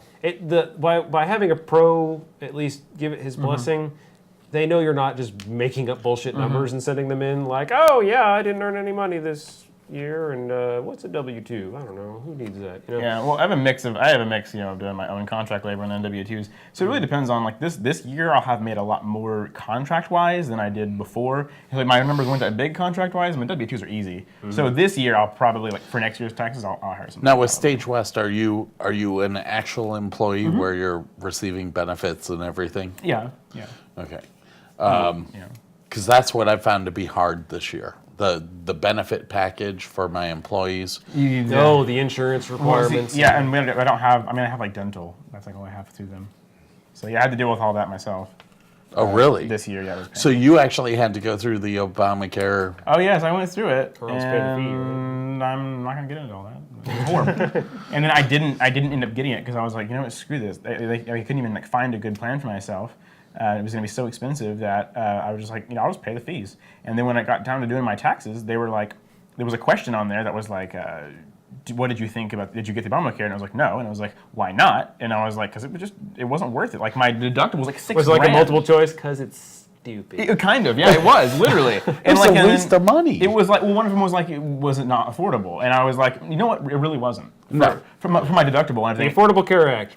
See, and I was prepared to It actually wasn't put in ACT. numbers. One part of that was correct. Well- Affordable, not so much. Well, Fair, and that was nobody does. ACT, you know, correct. it requires me as an employer to supply this to my guys. Oh, it's a huge And- PITA and if you're an employer. The thing that I went through, the whole plan that I have set up, I don't pay a dime. My guys have insurance that's open to them yeah. through this whole Obama. It's just a scam. Yeah, I don't know. Yeah. So- I didn't want to get into Obamacare too much, but yeah, I mean, Well- what Lone Star Webcast Network would be legit without a little bit of anti-tax talk? You're talking about taxes, and this is the big thing in the taxes. Well, this year. Yeah, it's huge for anybody. He is about to fall. for You can take my taxes when you take my guns. for employees, for employers, this is the big thing this year. That this is the big change. This is the only change. For anyone that's interested, as far as like that topic, since I've already gone through it, if you haven't done your taxes yet, it asked me these questions, and I was like prepared to give it numbers because in 3 years it asked me like, well, what were the prices? And like these were the prices you were. I figured to know all this stuff, and then it asked me these questions, and it was like, was it affordable? And I was like, no.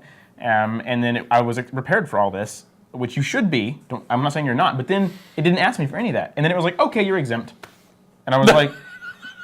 I was like, I kept all these records, and you're not even going to ask me. So, like, and a lot of people don't keep records, and you're not going to be prepared when asked you. But if you are prepared and you didn't get it, I said it wasn't affordable, and they were like, "Oh, you're fine. Okay, then You're don't worry exempt. about it. Don't worry about it." Don't and I was like, worry about it. Oh. I mean, it was like a $300 or something fine, and they just like waived it. And I was like, I mean, it's fine. But No. I was ready to pay it. I'm exempt. Awesome. I'm exempt because I'm ex-military, so No, that's good. automatically I'm exempt. But I feel bad for these people that are sitting there stressing this out and going, It adds a few wrinkles, and Well, as far as I can was a tell, little it's only to stressed. benefit the insurance companies. It doesn't really Yeah. do anything to benefit the people. But how long have you guys been racists? I didn't really. Well, I was born in Texas. Okay, so that's kind of. "Oh, my so fault. you forever, were you?" No, I'm just kidding. I was born in Ohio. It's awkward. We don't like okay. the South. It's awkward now. You're a Yankee. Yes. That scared me too. Got a One of my problem with best that? friends is a woman. So. Nice drop.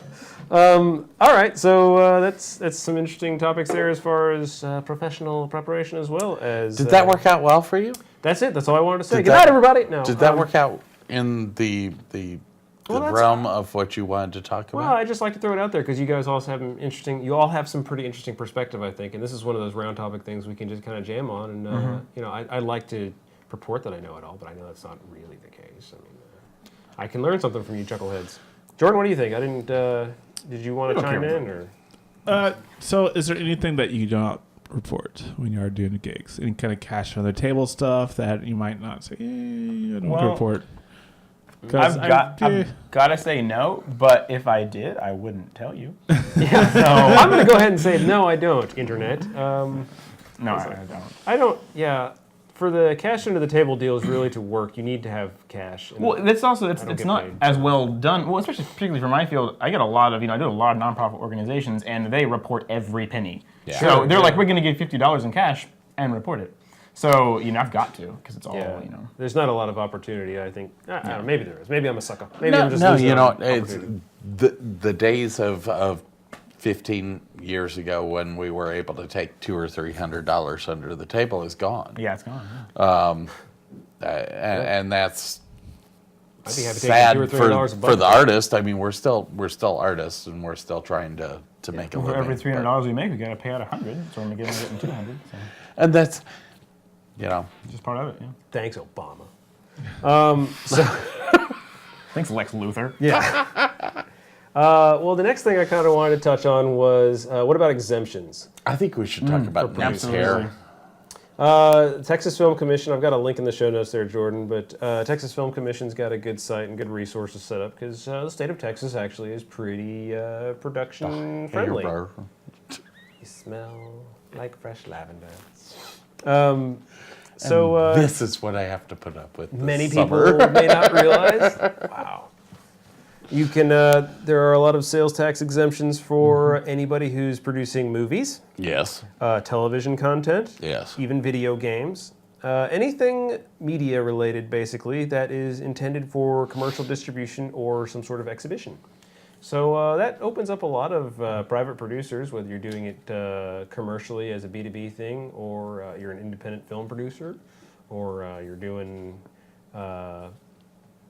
maybe a podcast on your internet television channel. Apparently all this stuff's a good write-off, or a good exemption, I guess, when I'm buying it. I don't have to pay sales tax. Now, of course, that's going to be up to, and this is, Jordan's just showing the Texas Film Commission site that has some blurbs and pointers about that, but I think a lot of states do have some sort of rider like this. They consider this a domestic production thing. It's good for the local economy. So, trying to chew your ear off there, dude? I wouldn't be alive without write-offs. I was bored. Yeah, well, I mean, it saved me do last you year. guys pay sales tax, or Yeah. I pay it and then I write it off. and then you write it off? Okay, Absolutely, yeah. But what this is saying is actually you can, and you don't actually have to jump through a lot of hoops to just not pay it up front. Okay, how do you think that's going to go? Yeah. See, I don't have a film company, so. Well, Can you just create? Hi, Mr. Home Depot person. I don't have a phone number with a tax-exempt account, Yeah. but guess what? I'm doing a film. Well, all you need is a tax ID number, but it's got to be legit, and they have to run it through like all their systems. Well, I don't that's- think you can get a tax exemption number without. and being that's a what the 501c3. commission site was saying, which was interesting to me. Is you don't actually have to have all that stuff. You need to be able to perform. Show them the website. You show them some sort of documentation, but it's But up how's to the that going to retailer. work with a company like Home Depot where they need the paperwork? Yeah, well, that's it. It's the retailer decides ultimately if they want to. You do submit some paperwork, but you don't have to have like a formal tax number. You don't have to have a formal reseller's license or whatever. You just basically file for this form through the Texas Film Commission for free, and they give it to you, and then you can go present it, and the people just can choose whether to be like, okay, that looks like BS, and throw it away, or say, yeah, sure, go ahead, no tax for you, boom. So that might be kind of interesting, especially if you're in maybe a tangential field with all of these I'm new gonna media go film my avenues. penis for a week. Scott, you need to go buy $50,000 worth of lighting gear, but And I need it for that show. you're going to sell a 5-minute YouTube video that you made with your $50,000 worth of lighting gear. So mom that's your left commercial again. distribution? Imagine that. Sorry, Mom. But so you use all your lighting gear for your little YouTube video, and you sell it, and you commercialize it, and then you turn around and you've got $50,000 of tax-free lighting gear in your inventory for non-media shows. Eh? Here's what I've learned in this world. There's no such thing as tax-free. Yeah, Even if you get it tax-free, when you go and fill your federal out, you're paying for it. Comes So out there. Eh, there's Well- no such thing as free anymore. probably not. Then let's talk about write-offs, because you kind of teased into this area. This is I had another site on there again from TurboTax. I don't know if we should be advertising them, but Intuit TurboTax had a good kind of commonly missed write-offs, or commonly less considered write-offs for freelancers and such. Retirement. Your IRA, you should set aside retirement money. You have an individual retirement account, and that's a write-off. On I'm never gonna retire. Are you in theater? Do you have a retirement account? I mean, if you're living hand to mouth, obviously you're probably not throwing a lot of money aside. But if you're getting to the point where you're paying taxes at the end of the year on your income, whatever the maximum, you should totally take that money and not give it to the government and give it to yourself to retire on later. Right? I didn't know you could do that. Yeah. Yeah, so there you go. Okay. Sure, right? I mean, why wouldn't you do that? I mean, I figured just lube would be the best investment. I don't know. They just take all my money, so it doesn't really matter. I don't have much left. Hey! Jordan, you got a retirement account? Sorry, that's exactly Yes, I how do. it goes too. You do? Oh, okay. Is Yes, this, it's is this through your Lube is employer, the best probably? investment. Yes, I have retirement through my current and past employers and stuff like that. It just stays on there. I think the only question I have about stuff is like, say I was bagging groceries when I was 16 at a certain grocery store, and for 4 years did bagging, cashier, and stuff like that, which I generated retirement. When do you pull that out? Like, when do you get the money? I think it's like 65. 65, but do you No, he has a retirement fund. When can you pull it out without penalty? I think it's, Not before 65. I know, but You have to be I'm old talking as about. But heck. when I'm after 65, can I grab that out when I'm turning 65, 66? hell And yeah. if it's- Okay. I mean, you can, the thing 'Cause I don't is, wanna you look can at always them. pull it out. It's your money. It's basically just a bank account. It's a bank account that's invested in stocks. Yeah, but I didn't know you could always pull it out. I knew you could have. you pay the huge tax penalty if you take it out before the retirement age. After the retirement age, Right. you're like, oh, good, you're good to go. Thanks for playing. So that's all there is to it. You can also take those old accounts and you can roll them over into another retirement account if you want to consolidate with your current retirement account and kind of put all of your investment vehicles in one place. So that's another option to you instead of just letting it twist in the wind for whatever Tom Thumb is. Twist in the wind. Speaking of Leverage. twisting in the wind, I'm just kidding. I don't have anything. I really want to see where that segue was going. I was like, yeah, speak about twisting in the wind, Nate. Tell me more. Home square footage. Yeah. If you are a home-based business. I did write that off this year. Sure, yeah. Like Always that's something I actually haven't done yet because I haven't actually started bringing in boatloads of cash in this little operation. But You can still do it. It this helps. is- yeah, I mean, yeah. This is a pretty delineated space that we shoot in. That there really could be no other purpose for it than a webcast network. It's not like my wife is doing crafts in here, so it's a Crack? pretty bags of crack. Sorry. It's not like it would be difficult to mark this square footage off and say like boom, and then take the standard deduction rate. So Well, I that's did another that, and I possible way. actually also included your cubic square feet of the air in the room and my heating and cooling bill, electricity, all that kind of stuff. You Yeah, know, there's you a can lot write of- all that off. Was that all helped out through TurboTax? Did they have guidelines for that, or did you They did, but they make it very simple. They make it very simple to do it. And like, somebody this can be an wasn't just idiot. Nate math? Like, no, $1 billion. That's about right. I mean, yeah, but I did. They make it very math. simple. I then screwed it up a lot, but they did a good job. They did. I didn't I get- failed. I It was didn't get awesome. audited. So, how about you, Scott? Do you have any home square footage, or you actually have? He does. He does. What about storage space? You could probably write that off. I know you've got some warehouse space, right? I do. I have warehouse space that I write I off don't know, of. man. He's like having a nervous breakdown. It's great. Square footage. He's got tons of square footage. Is that insinuating something? Oh Lord. See, the first time I heard that, I thought square footage was a euphemism. For a square foot? Well, he has an office and storage and stuff like that there. What? Oh, I have no clue where this stuff is His coming wife's- from. What? So anyway, We'll explain that to you later. I get it. Okay, I get it. Kind of. How you doing? you guys are idiots. Are we? Square footage. Are we idiots? Jordan, I know you do this, don't you? Yes. I did, yes. Like last year when I had a 3-bedroom house and living in Oh. the Lower Crouchville La-di-da. at the time. I did have an office space and a storage place in my house that I did write off. Kind of the guest entryway and the workspace and the hot chicks room. Now you can write off up to half of your house, That's great. and then you can write off any space like my warehouse is totally written off. Well, I do Yeah. have an office but I don't solely use it. So what I actually wrote off was half my bedroom because I have a desk and I have a bunch of crap in my room and I use that space. So that's what I ended up writing. As long as it's less than half the space of the entire house, you're fine. Oh yeah, I mean Yeah. it was like 80 square feet out of 3,000, Yeah. so I'm fine. All right, well, I'll kind of fast track I've this been along. to your house. Your house is kind of nice. Auto expenses Are you still there? Yes, I'll be there till September. Auto expenses. for work-related travel. Yes, I'm totally written you off. can either be a meticulous calculator and do the actual expenses Not you worth incur, or just the standard mileage deduction. That's the one you want. There you go. That's probably easier. It was interesting, all the little nitpicking things in this Intuit article about your maintenance and your fuel and Yeah, I don't write my fuel and I don't write my like oil changes, things like that off. But I do definitely write the miles off and my toll tags, all that kind of stuff. Yeah, things like Yeah. that. Other travel Toll expenses. You do a lot of travel in there too, Jordan. So that's probably something you're kind of The toll tag thing. That's a big deduction. Well, that's like a travel. Go ahead, man. Sorry. No, it's like toll tags, and it's easy to track. You have basically you can go online, sign online, log on, and check the tolls you paid and where you were at.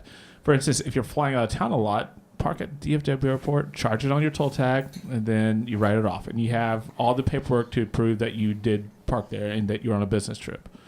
So it's pretty simple, toll tag, simple, doing all the trips and stuff like that. And that kind of leads us into some of the lesser known things that were in this article that I thought were kind of cool. So you got your travel expenses and ancillary travel expenses like your toll tags and things like that. Promotional expenses. He's doing a face. You got a is. face. All right. He's been a lot of doing face. faces all night. I don't know. I've been reading. I love the guy. He said, Promotional expenses. So talking yourself up, getting your business cards printed, your flyers, did not know that. your vehicle wraps, things like that. I've never done that. You should, and you can write it off now. Thanks, TurboTax. And you should. I don't need Banking more fee. exposure. I had to turn down jobs as it is. I feel bad about it. Oh! That's okay. That sounds In very your douchey of me, three-bedroom but- home, turning down job. No, I'm joking. Unfortunately, I think that's where we're at now. What? It's not money necessarily. There are a lot of free. People want you to do free jobs for them. I'm like, leave me alone. It's hard. It's So- hard to do free work. Your banking fees, like when you have your personal banker come over and go over your portfolio with you, that guy can be write-off. But if you have any account fees or anything that you pay, Yeah, but I want you to come work for me for free. I'm not gonna do that though. does this count as promotional? So here's what you can do. You I'm can, gonna you write can this say show you're off. paying me 20 hours a week or whatever, and I'll write off every one of those hours. Really? Yeah. Okay, I'll do that. Oh, that'd be good. That'd be good for me. I'm just Tax kidding. fraud before Tax your very fraud. eyes. All right. You saw it here live on the Lone Star. Food, of course, if you're going to do business-related meals and things like that, you need to I've definitely thought about it. Never done it. document. Yeah, that's one of those things that they say the good rule of thumb is you need to have a pretty extensive Yeah, log. it's just so many receipts. It's so much. You never know when one's gonna pop up. You're not prepared. I knew a guy that he was like a real estate dude or whatever, but his wife was kind of his partner, so they would go around and it was her job just to sit there and write stuff down. Like he would just go throughout the day, like I'm meeting this person between these hours. So they weren't really, I guess they were saving receipts, but they had like a system like where it went on the credit card, the Yeah. company card, and they wrote off everything on the card. That'd be a good idea. You got a card And then you for just it. had a full written log, and that was your documentation for the IRS. Absolutely, yeah. That was It's an easy interesting. way to keep track of it. Health insurance, I think we talked about that earlier, but that is a write-off if you do, if you are a sucker and pay for the Affordable Care Act, like Nate's not going to do. Yeah, you can totally write that off as a tax deduction, potentially. And then just kind of round out this proud of wonderful you. tax session. This is probably the most depressing topic we've done, isn't it? Tax? Yeah. I can't believe you went here. Like everyone's gone. They're like, you're talking about tax? Bye. Boring. we have a freaking guest on, and you're gonna talk about taxes. Well, okay, it's an important topic. I mean, Yeah, I would listen to it, but that doesn't mean everyone is. I mean, I'm really boring. It's the internet. You can fast forward. It's not a problem. So, Not live. Scott, all your employees get W-2s, or are they contract labor, or Contract labor. So, and I know there's like a limitation on that. Like after a certain amount of hours, you can't keep calling them contract labor. But there's Yes. some. Is it hours or is it money? It's hours. Is it? What is it? What are the hours? If they're working over 40 hours a week, they can't be considered. Yeah. but Contract. there's something- Well, yeah, this probably comes up more often than not in our line of work because a lot of overtime kind of weeks. I think they dropped it down to 37. did they? Because I wasn't yeah. aware of that. Rut-row. Well, it doesn't matter. None of my guys do enough hours to. Yeah, commonly we don't. I mean, I have employees that work for Stage West that I do payroll and stuff for, and I'm careful not to send them over 39 hours. Is kind of what I Yeah. learned from that, but I rarely get there. And then we talked about sales tax, but here on the other side, in Texas, I know the rule is if you are a service provider, if your industry is service providing, then you don't have to charge tax for service. Correct. So if you're Labor, not, I don't have to charge for. if you're renting things, parts. that counts as retail though. Parts so, and rental is. so depending on how you say, like I've always been kind of a media production kind of business. So my product is my service. Like I'm not charging $49.95 for a video I shoot. I'm charging X thousands of dollars to Yeah. do this gig, and it's all inclusive. Yes or no, and it's not itemized on. You're not, That's exactly You're not right. renting a camera. You're not renting people. You're getting the product. Yeah, I do itemize it for them sometimes, but, Well, but I do have everything set as a price. Yeah. And that's. I don't just pull a number out of my butt. Sure. Sometimes. Yeah. I just got an email the other day from one of the producers of a show that I just did saying I didn't realize we went over budget, and I was like, we didn't go over budget. You are not tax exempt, so I have to charge you tax on the rental of the equipment, which is 3/4 of the bill. Yeah. They probably get, well, nobody else does that. It's like, sorry, that's illegal. What do you want me to do about it? You know, state of tax. I'm not having a we pay the tax special, so. George Bush still wants his money. Bring it. Bring it. Do y'all guys, when y'all purchase products for your company, do y'all use that as a write-off? Absolutely. Say for like Absolutely. lighting, Every cameras, like SD card, any like pencils, every flash pens, drive. any little small thing that Okay. you use for. Not sticky notes.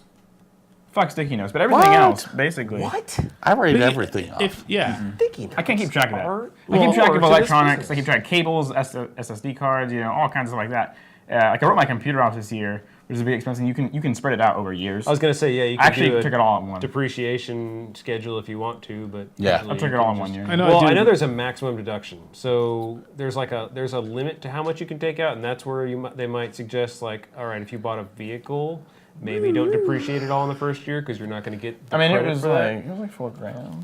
Yeah, I mean, I think it's like Yeah, it was 10, 15. It something gave like you, that. I mean, it gave you it's a big options. number. My- If you're paying that much in tax, you obviously don't have to worry about it. But I But mean, it- if you it's- did go out and buy a it's $30,000 like car or van or something, you wouldn't want to just depreciate it all in year one because you wouldn't get $30,000 worth of tax credit for Yeah. that. So My purchases that I made last year, and I made all my purchases through Amazon.com. That's where I make most of my It's easier purchases. to keep track of. Yeah, I can print out a simple receipt, invoice, whatever, and it's there. But all my purchases brought me from where I was owing the government money Yeah. to where they owed me the money. It was operating pretty at a simple. loss, poor Jordan. Yeah, I mean, it helped. I would have had a lot less, but I ended up getting probably another $200-300. Yeah, well, there's a lot of costs that go into this business, so it's definitely worth looking into. The last thing I want to touch on, mainly for any of you out-of-staters, a lot of these laws and stipulations I'm talking about are Texas-centric, where we have no state tax.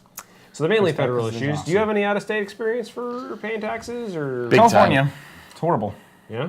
California Virginia, sucks. Care to absolutely horrible. Riff, go away, guys. I just- Virginia, if you run your business out of Virginia, you get hit with not only having to pay the city that you live in a business tax, but the county and then the state. And it's really expensive to run your business out of that state, which is why we left there and came here. yeah. So Come to Texas. Texas is awesome. Texas is one. Texas, Nevada, are and Florida are the three that I know of that are very A lot of production business. houses based out of Florida, Yeah. probably for that very reason. Well, And the Massachusetts. beaches. Although right now New York is doing a deal with businesses to be tax free for 25 years if you come there. Wow. So Up. it's Would you think less of me if we moved the Lone Star to New York? no, I'd Would that be be all weird? over that. I love the East Coast. The Lone Star. We're not yeah, really yeah. a Texas-centric I network. agree. We just like to give The props to Lone Texas. Star in New York. Lone Star from the Big wouldn't Apple. sell. I'd be down to move to New York or the East That'd Coast. be like trying to sell a show called The Civil War in New York. Oh, I love it. So next I love week, Frank Wildhorn, don't get me wrong. live from Manhattan, it's the Lone Star. Thank you. Probably not. Okay, well, I think that's enough on tax season this year, and I'm sorry It's you about guys damn time. are sad about that.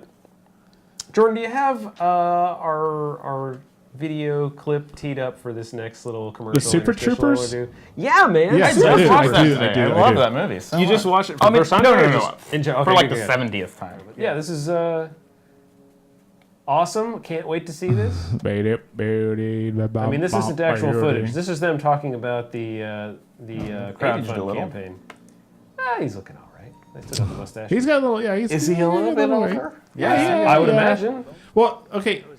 And he also did that show, Dukes of Hazzard. He produced the Dukes of Hazzard movie Oh, really? with Johnny Knoxville. And they actually had I just watched this last night, and they actually had a golf cart scene where they're the police officers. I was like, oh, that's the Super Troopers guy. Yeah.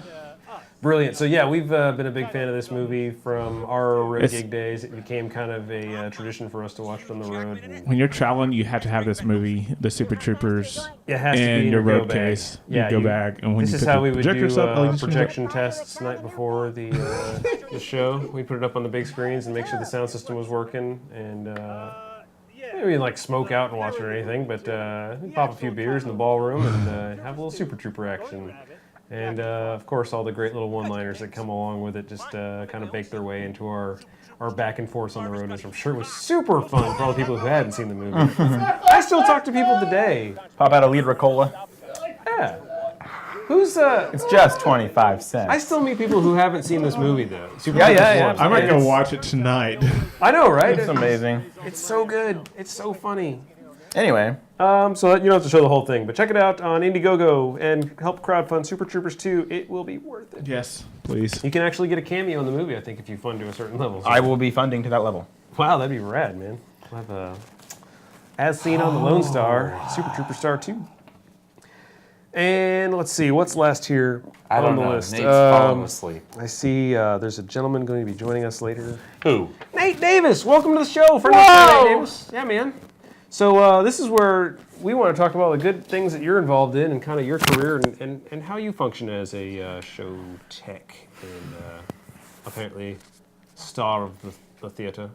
Yes. You have any clip problems? Yeah. Oh, Someone hold it. You like an A2? Oh, I get it. Someone to just like stand near him with a microphone? Let me mute it. We'll get a boom mic. No, just play through. Play through, keyboard cat. Next. Can't next All it. right. It's the interview I segment. was about to hit it. All right. What do you want to know? All right, you got me. What do you want to know? So where did you get your start? We kind of Where'd I get my skirted start? around it earlier with Where'd you obviously. go to high school? Yes. Where were you born? I homeschool. Where did they fertilize the peach? Where trees? at? I was born in a house in Summerfields. Like in a house, home birth? I was born in a house. Really? Very cool. In Which Summerfield. I was made fun of in school my entire life. Were you? I was Davis that was born in a house. That's who I was. My wife and I are home birthers. We actually go to a facility, but not. It's funny because we both work in healthcare full time, and we both do midwives. That's what my mother did. I'm the youngest of 5, so. And Are you really? she didn't take any drugs or anything. She's a beast, man. Anyway, no, when I I was think like, he meant that as a compliment. yeah, good thing. Mom's a beast. Um, Seriously, I know what you mean. I have mad respect for those women because okay. I needed the drugs just watching. But yeah, we power through, and it's good for the baby. And look at you now. You're a genius. I don't know about that, but I don't know. When I was probably 12, 13, I started making home videos. Just camera, because who wouldn't do that? Because it's awesome. Yeah, School projects? No, I mean I was homeschooled. No, just for fun. Just for fun. Oh, rad. Yeah. Okay. And then didn't even have it editing. I was an old school camera, old Yeah? school editing. I started off way out of date. Like tape to tape kind of. Yeah, way out of date is when I started out. And I didn't even start using the computer until I was 15, 16. Yeah. A friend of mine's older brother was in video production, and he was like, "What are you doing with these tapes and these reels of tape?" And I was like, "I'm making movies." And he showed me the way. So he showed me After Effects and showed me how to build computers and everything. So that's awesome. within about a year, I learned how to build a computer, illegally downloaded the Adobe Master Collection from the I've all done website. that. And then started just working. And about the same time, I was getting into theater and getting out of film. So I was doing a little bit of both, but just for fun. How did you get started with theater going through homeschool? And did that? Well, there was a homeschool co-op in Watauga called Okay. Creative Arts in Action. Okay, yeah. Who actually, do you know them? I know of them. Yeah. Oh, yeah, really, really great little group. When I first started going, and I was in ninth grade. So I played football, but then when in ninth grade went to high school, I was like 5 pounds under the weight limit, couldn't play football. So I decided to, homeschool. I found this little homeschool co-op, and they didn't have a theater or anything at the time. Ever since I was a kid, I've always been really handy, building motorcycles, just like rebuilding stuff, just helping. We need to have you back on for our production hacks. Yeah, I think you'd be able to speak to that sort of thing. Oh, yeah. You're a DIY kind of guy. I yeah, wanted to absolutely. show some footage of that, of some of the set stuff. But no, keep telling the story. Keep painting the tale of Nate. I like I'll this. try and condense it. Basically, they didn't have a theater. They wanted to build a little theater. I had never done theater before in my life. I was a 15-year-old guy, and I kind of helped them construct this little theater. And then we started doing shows, and I didn't miss a show for 12 shows in a row. It was a lot of fun. I just kind of got a start, and it was very rugged, just like 100 chairs and a little stage and like some par cans with a light switch. That was basically it. Sure. But you can do what you can, and that's, Easy there. It's kind of. What? Sounds better than what we've got. So.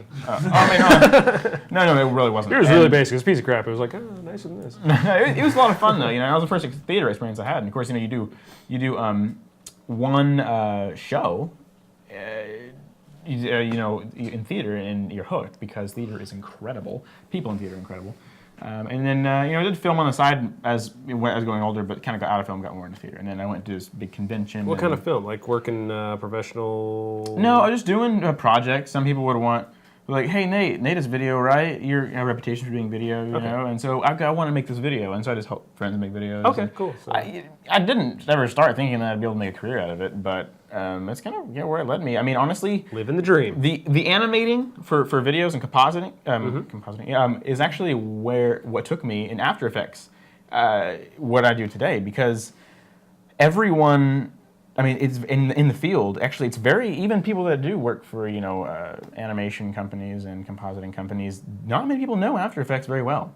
People know how to make title animations, but That's interesting. I don't know. I've noticed that I tell people that I'm familiar with After Effects, like, oh, cool, so you know how to use After Effects a little bit. But I found out that it's actually very odd for someone to know it very, very well. And not to say that I know it very, very well. I mean, like, I'm very familiar with it. There's still things about it. It's a pain in the ass. I love it. I mean, I grew up with it, so, it's something I know. I tell people, I mean, just about anything you want to do with video, you can do it if you know what I'm you're not doing. really sure what After Effects, what their niche market is, like what their core market is. Oh, they're effects, animation, It's like animation, specialists? compositing. I mean, Compositing. I want to make this. I have a low budget. I have a piece of footage of a guy shooting a gun. I want to animate a muzzle flash in. That's like the basic. yeah. That's the basic. That's people who are legally downloading. And then you get up in the realm of people who want to make graphic animations for titles, things like that. I mean, but then all the way to 3D animation now. I mean, now with After Effects, Creative Cloud, you can do literally anything. You're in CS7 now. I mean, I've been using since CS1. It's like a drug. It is. I know. Well, not to have like a little After Effects love fest here, but you say, it's kind of your go-to software from everything simple to really complex because it has that kind of depth. I mean, I do video. I do picture editing as well. Yeah, I mean, because it has everything that all those lesser programs. I think if you start to use After Effects more and more and more, it's not just an effects compositing program. It really is just an everything program, and it's the kind of thing, to put it in Apple perspective, it makes Premiere look like iMovie to someone who uses Final Oh, well, Cut see, and I Pro. use them together. That's what I use. I don't use After Effects to edit. Like if I use Premiere to edit, and then they work so well together. But between Bridge, you can use both of them. I mean, when I'm editing a ton of footage, obviously Premiere, chop, splice, audio, easy, quick. And it's great for that. Absolutely great. I love Premiere. But anytime that I want to have like a crazy title where I take a footage, you can actually pull a Premiere project into After Effects. That's you actually nice. pull the video out of it, the clip you want, you can animate it, and then drop it back into Premiere, and then render it all as one. It is That's very phenomenal. And it includes, motion blur, ray tracing, all that crazy stuff. It'll do it within the same render engine if you have the right graphics card, which I happen to now. Really, really great. Well, if you take it seriously, I mean, that's the kind of package that you elevate yourself. Yeah, like I pay full price for the $600 a year for the freaking. I was going to ask you that too. Are you a Cloud subscriber? membership. Yeah, I am absolutely. Okay. I didn't used to be. Obviously, I when I had PC and I was younger, and so I did the best I could to have no money and illegally downloaded it, and I openly say that now because and they're aware that people did that, and I was going to say that too. Yeah, Adobe. It's not like this is a dirty They know secret. people do This is it. how they get. They can't encourage it, but they almost encourage it because the more people they can get to use and love their program, those become people that actual companies who can't illegally pirate the software, who have to pay for it, they have a user base now that says, I know how to use Final Cut, or I know how to use After Effects, or I know how to use Premiere, or whatever, and that determines the market. So, I mean, And actually, more that's, people they can that's a very that's good why they've got point great to make. student prices. That's why they get that software out there by any means, and then screw big companies. The first program I had to use was Avid, and I went through all that. Then I went to Adobe, and Premiere was free at the beginning. I pay for it now. They like that. I understand that, but they also know that I learned on that by. Oh, they're very aware that I illegally done. And they're not going to go chasing down individual users who, No, they want you to use it. They want you to buy the extensions. They all want right, you. this isn't like the motion picture people. This is, they get, like, if you can't afford to pay for the software, you're not worth suing. I am not nearly as proficient at After Effects as he is, so I buy the modules. I'm talking about the master collection. I mean, I'm talking about Photoshop. I'm talking about InDesign. I'm talking about Illustrator. I'm talking about everything that Adobe makes is gold. If you don't, It really is. And there's so many people in different industries that know nothing about After Effects that know all about Illustrator. They know all about InDesign. Well, just for non-editorial people, non-computer people, the fact that the word Photoshop is a verb. Yeah. That is how powerful the Adobe suite of software has become. Their video offerings are Dreamweaver, powerful. Yeah. Dreamweaver, Old Fireworks, come on. See, and I hate to say it, but Flash. I lived off of those. Yeah. I know Flash is leaving, and Flash is. I mean, they're still being taught in schools, which is actually Yeah. blowing my mind. It should be erased, but it did. It was like history. It was a frontier, you know. It opened up the world. A frontier. Of Yeah, but Flash was television? everything 10 years ago. Flash really Tie-in. opened up the ability to interact through a website with video, and that's something that we, now we kind of take it for granted. HTML5 has rewritten everything. You know, it's completely different nowadays. But yes, It's funny, we're kind of stepping back from that because the original concept of Flash was we don't want to have to push special video codecs and special players and plugins and things. If everybody just has Flash, you run this little virtual machine window inside your website. It's one common thing that has a set of rules that everybody can get commonly and easy, and then video, multimedia. was right when everyone was finally getting to that point, they were like, "Let's get rid of it." And then they're like, well, we don't really want that. That's too much of a security risk. So let's just get everybody the codecs, and let's get everybody the players, and let's get everybody the plugins, and that'll work just fine. Xcode, I mean, it's completely. I mean, with as far as Apple goes, I mean, you can get away without having Flash nowadays. I mean, obviously. What do you think about YouTube. RISC architecture? Has a killer refresh rate. P6 chip. Triple the speed of the Pentium. Yeah, it's not just the chip, it has a PCI bus. But you knew that. Indeed. RISC architecture is going to change everything. Yeah, RISC is good. It's Hackers RISC? movie. Oh, I haven't It's a even- line from old movie. I don't know. what Angelina you're Jolie. talking about. I was like, what? You 1990s. have this very good inkling of how to ruin a segment. Me? Windows Movie Maker? What are you talking about? Yeah. Did you say Windows Movie Maker? Hey, Movie Maker is. Where's my roots, man? Actually, okay, my very first video editing I did was basically two VCRs hooked up together to another one, and that's linear editing, what they call it. All this stuff we're doing right now That's is exactly what I non-linear editing, but it used to be linear editing where you had tape to tape to tape. Yep. And you're pushing up audio faders on a board and stuff like that, and that was my very first editing. I didn't have any stuff audio I've done. faders, you know. I was freaking composite from one to the other is what I was doing. A freaking simple coax, but you know, I obviously had a very limited budget of $0 when I was a child. No, but Movie Maker was revolutionary. Actually, before I got, okay, so I had the Master Collection. You could do, but it's very limited. You know, I was legally downloaded. It was all in German. I knew that. But actually, the first thing I bought was Sony Vegas, which is a super underrated software. Sony Vegas is an incredible software. At the time, Vegas 6 is what I was using, and it was like I bought it for like. What, $50, $40? Yeah, it was very affordable. I think I actually got a free copy of that once from when they were, it was like NAB or something. They were trying to give it away, like, oh, this is going to be the next big editor or whatever. Like they gave Acid away at the time with it, and Acid was great as far as audio goes. Acid was fantastic. SoundForge. Yeah, the SoundForge. Wow. Tech Talk on the Lodestar. Yeah, but anyway, so Master Collection is where it's at. I mean, honestly, I haven't dabbled enough into Final Cut. I've used it several times. I've never liked it. I've always ended up going back to After Effects. I mean, it's because Final Cut's an all-in-one program. You know, you can do everything you want animation-wise. It's like all in the same program. I'm talking about After Cut. I'm talking about like Final Cut 7 here, not like 10. Yeah. But You guys want me to get off on a little Final Cut tangent? You got time for Yeah. I mean, if you're gonna, Go ahead. Sure. It's my network. I do the one. So yeah, I was kind of Apple agnostic, and my company offered me to go to a professional training course to learn Final Cut 10, and that's when I saw the light.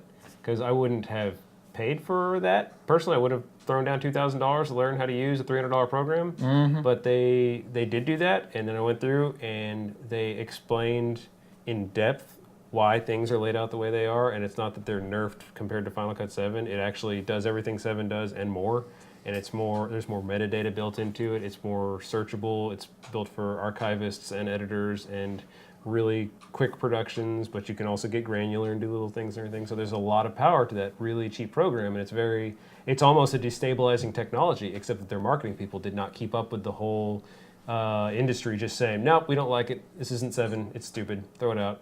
And they've lost the entire market. Yeah. The industry will never take Final Cut Pro seriously again because of what they did between 7 and 10. But I personally use it every day. I've never met a project that I couldn't cut in Final Cut 10. That's not it. Even some pretty I think- decent effect shots. I mean, I don't work in motion picture or anything. I work in corporate now, but I mean, it's not a bad program. It's not a bad program at all, and it's affordable. It's a great that's what's software. cool. It's affordable and it's easy for. Yeah, if you're one, and for the I'm regular not rapping on consumer. it. I mean, if you're doing video editing, and that's what you do, and you do, I mean, a lot of chopping, a lot of splicing, hour-long clips, go for it. I do a very specific field. I do a lot of animation and motion graphics. That's what I do.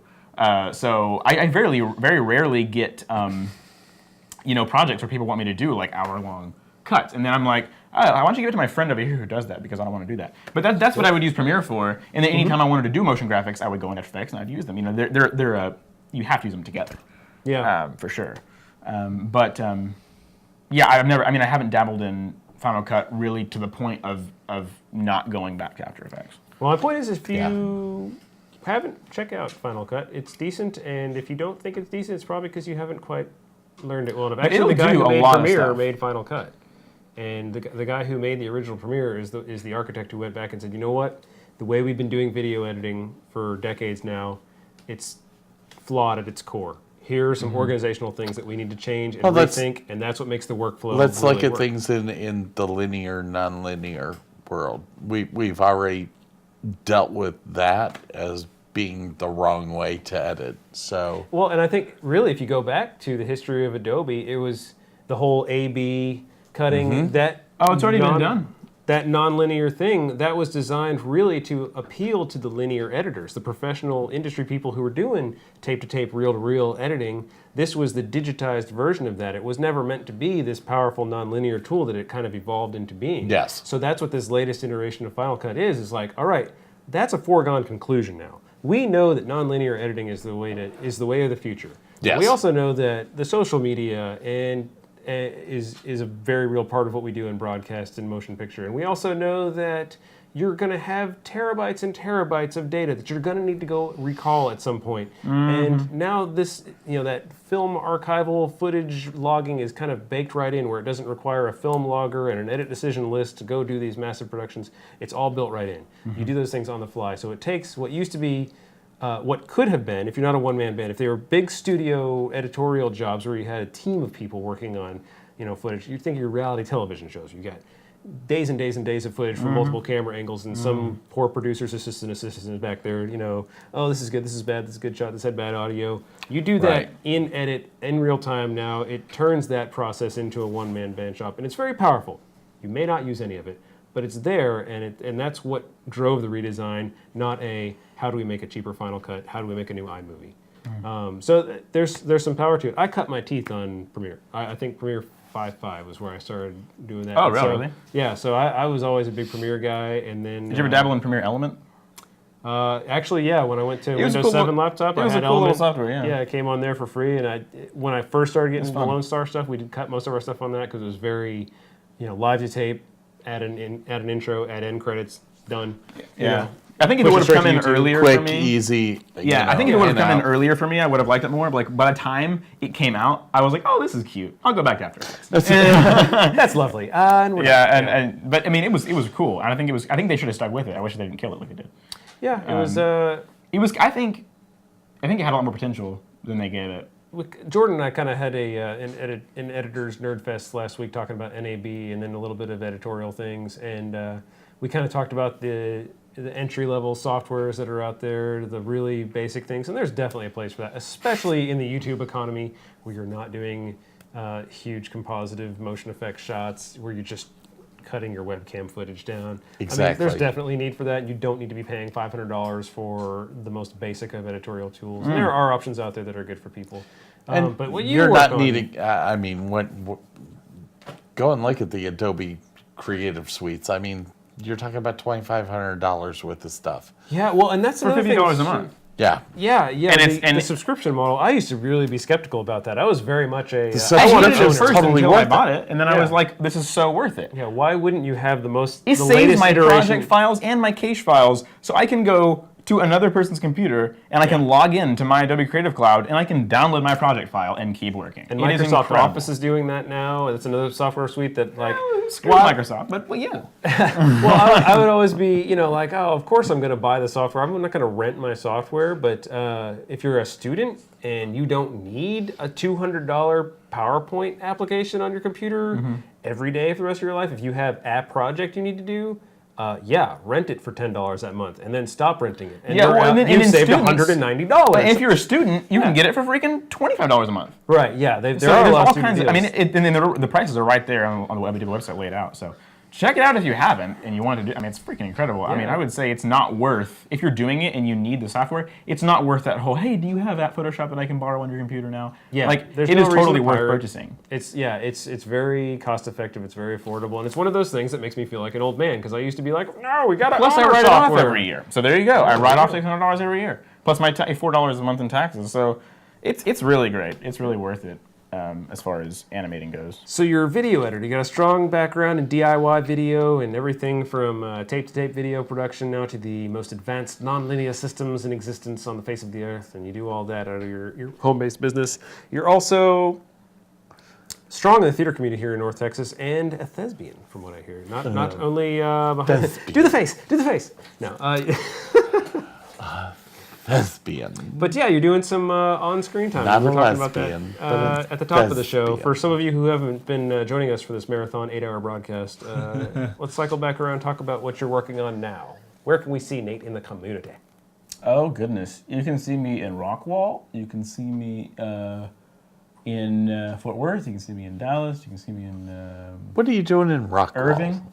Rockwall, I'm doing Guys and Dolls with Michael Strecchia. That'll be in June or July. It's the Rockwall Summer Musicals company. Yeah. I'll be doing projection design for their show, and it's going to be an all-projection set. I like to do things like that. Oh, very cool. 2 projectors run that, so that should be pretty basic, actually. And then I'll run that on QLab, which is phenomenal. Have you done anything with projection mapping? Absolutely. Everything I do is projection mapping. Unless I'm doing it on a flat surface, which is boring. I'm beyond that. You're running a mapping engine to do the flat surface? Yeah, actually, I did Little Women, the musical, with Michael Strecchia this last year. I'm beyond that. It's boring. I'm sorry, it bores me now. Having really? a screen on set bores me. And it's predictable. Audience see it and they're like, oh, there's a screen. There Must be a something projection." projected later. And the rest of the set, the rest of the show is gonna be white. I guess, yeah, you really got to... I mean, it's time. It's time. Up the ante. It's 2015. It's time to integrate these two worlds and enjoy the fact that they go together. And I'm fine also with worship- that as long as you have the You guys lumens. use a lot of projection mapping or any? Okay, and I'm talking about on a budget. See, I work on a strict budget. I'm the only one in the DFW Metroplex that I know of that does what I do for the price they do it for. See, I'm working with these theaters that don't have money. So these theaters that want to do this crazy projection stuff but can't afford the $50,000 Archaeos system. And so, and a Christie 3500K or 50K. Okay. Yeah, so you're talking about buying a certain small projector and doing the best you can with it. And I understand that to a point. Don't make my headache larger than it needs to be. What do you mean? Scott, Lights? see that screen there? Every time you turn your front light on, we can't see the projection. I'm sorry. Okay, as a lighting designer, yes, projection design is a nightmare unless you don't have crazy. But I mean, I'm talking working with a budget here. So I mean, obviously, Dallas Theater Center can afford the right kind of projection equipment with the right kind of lighting design. That's up to them. But I'm working with community theaters, small venues. So yeah, I'm talking about a $750 projector, $800 sometimes. The price goes up and down, and I'm talking about like a $900 system, including the computer purchase and the QLab purchase. Like, this is very cheap, and you're getting, you gotta have someone that runs it though. See, so when I do projection mapping, a lot of times I'll do custom animations inside After Effects, and that's what I'm projecting. So a lot of people don't realize that a lot of what I do, and the reason it works kind of for what I do, is because I do a lot of that crazy work inside a third-party software, which is After Effects. And a lot of people don't have that. So I can give them this system, but it's almost worthless without someone who knows how to do animation in After Effects. Yeah. Or some other program who can literally customize it. Like, I will pixel So you map get it. them on the hook for the nice special effects, and then you come back and double dip. I mean, kind of. I'm not like in a bad way, but But the results speak for themselves. They really do. I mean, I've done 2 shows. that have You been gotta pay me. mentioned. And I finally gotten to that point where I can't do free work anymore, and it's hard. Having to have so many friends that are in Well, God bless you. Ultimately, You got to the point where you can't do free work anymore. 'cause, I think that could be a show in itself, is the discussion about how artists, especially us, need to get paid artists. Absolutely. for this stuff.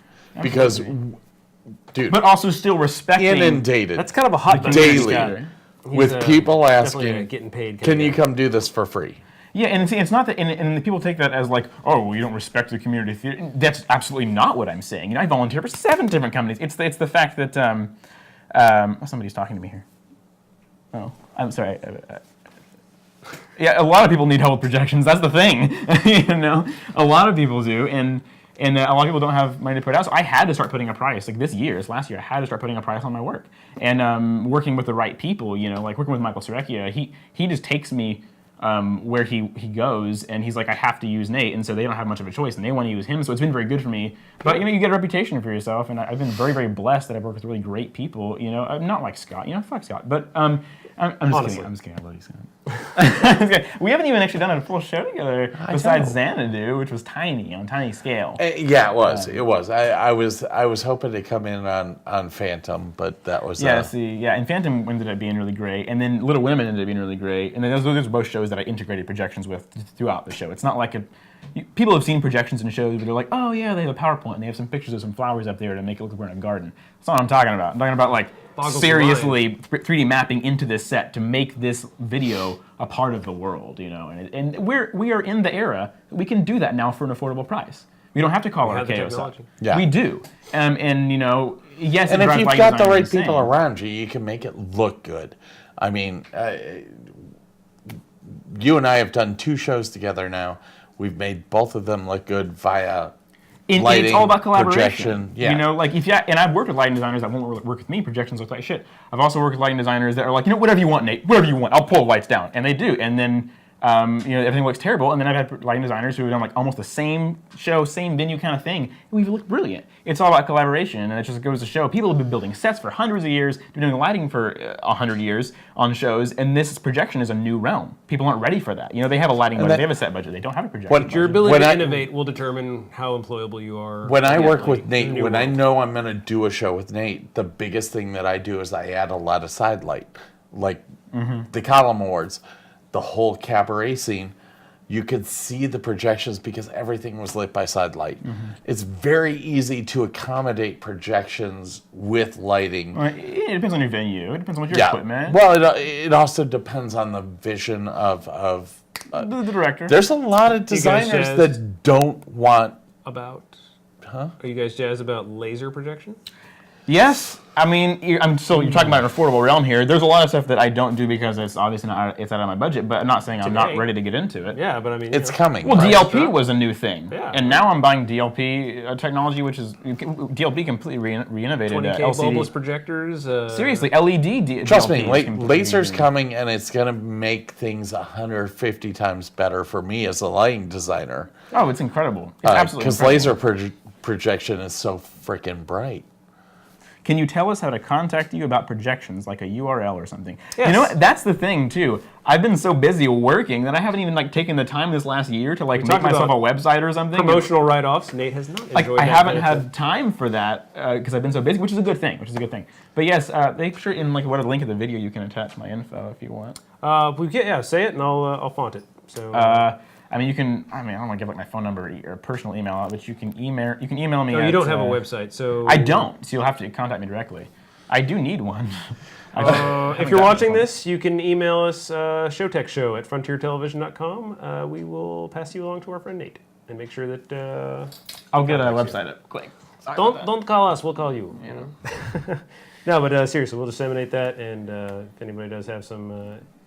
opportunities for our friend of the show, then we'll make sure that you can always find him on Facebook, guys.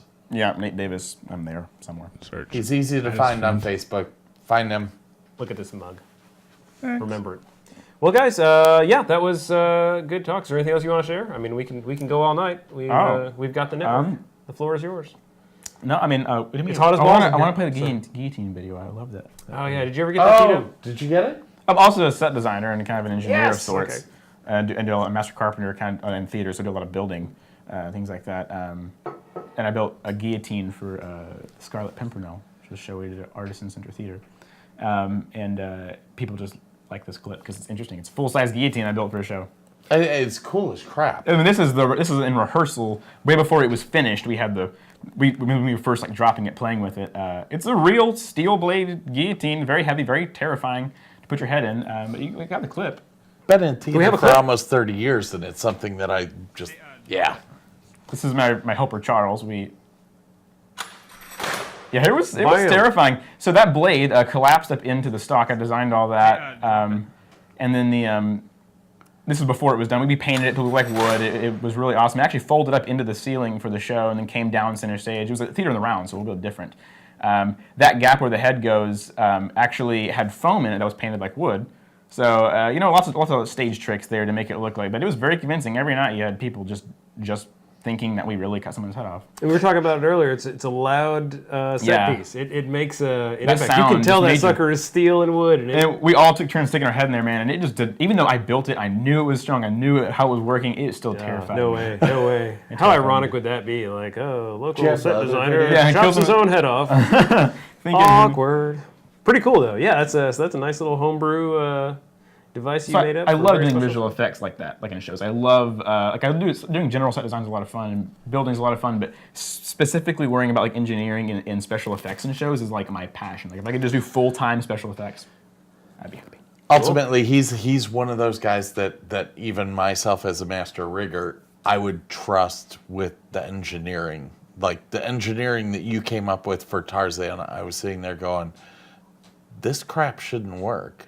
But it's gonna work. Well, it's not. It's unconventional, see, and that's I think. I don't know. Part of it, I guess, is being out of the box, and because I didn't go to school for it, so I'm not like I guess sometimes people say going to school boxes you in and makes you think certain ways, and I don't feel like I'm boxed in. Well, like your Steve Jobs, Bill Gates, one of those. Awful historical anecdote, but the big thinkers in the computer industry all dropped out of college because. It was just not fast enough. I don't necessarily think that college is the most important thing in the world, but you've got the brain to actually do the mechanics and figure out what's going to be safe for the audience that's around them. Yeah. And that's something that's. I mean, even myself, I've been a part of USITT for years on the safety committee, just pounding and pounding and pounding into people the safety aspect. You're one of the people that I know I could trust with understanding the just the weight the instrument weight ratio to what mechanics and simple math and geometry are just always. I know I guess it's not natural for everyone, but it's just been kind of simple for me growing up. It's been one of the things that like I've always loved geometry. I've always loved tangible objects and being able to see how they work, and it's always made sense. So I mean, I guess. He's like a guillotine whisperer. He is. He's a guillotine whisperer. It's fun to make. I think Dan Hall has that in the Arlington Boneyard haunted house now. He took that guillotine. He's using it in his haunted house. Nice. Gave it to him after the show. Coming soon to I Huntsville. hope you charged him. No, I just gave it to him. Damn you. I think it cost me like $300 to make.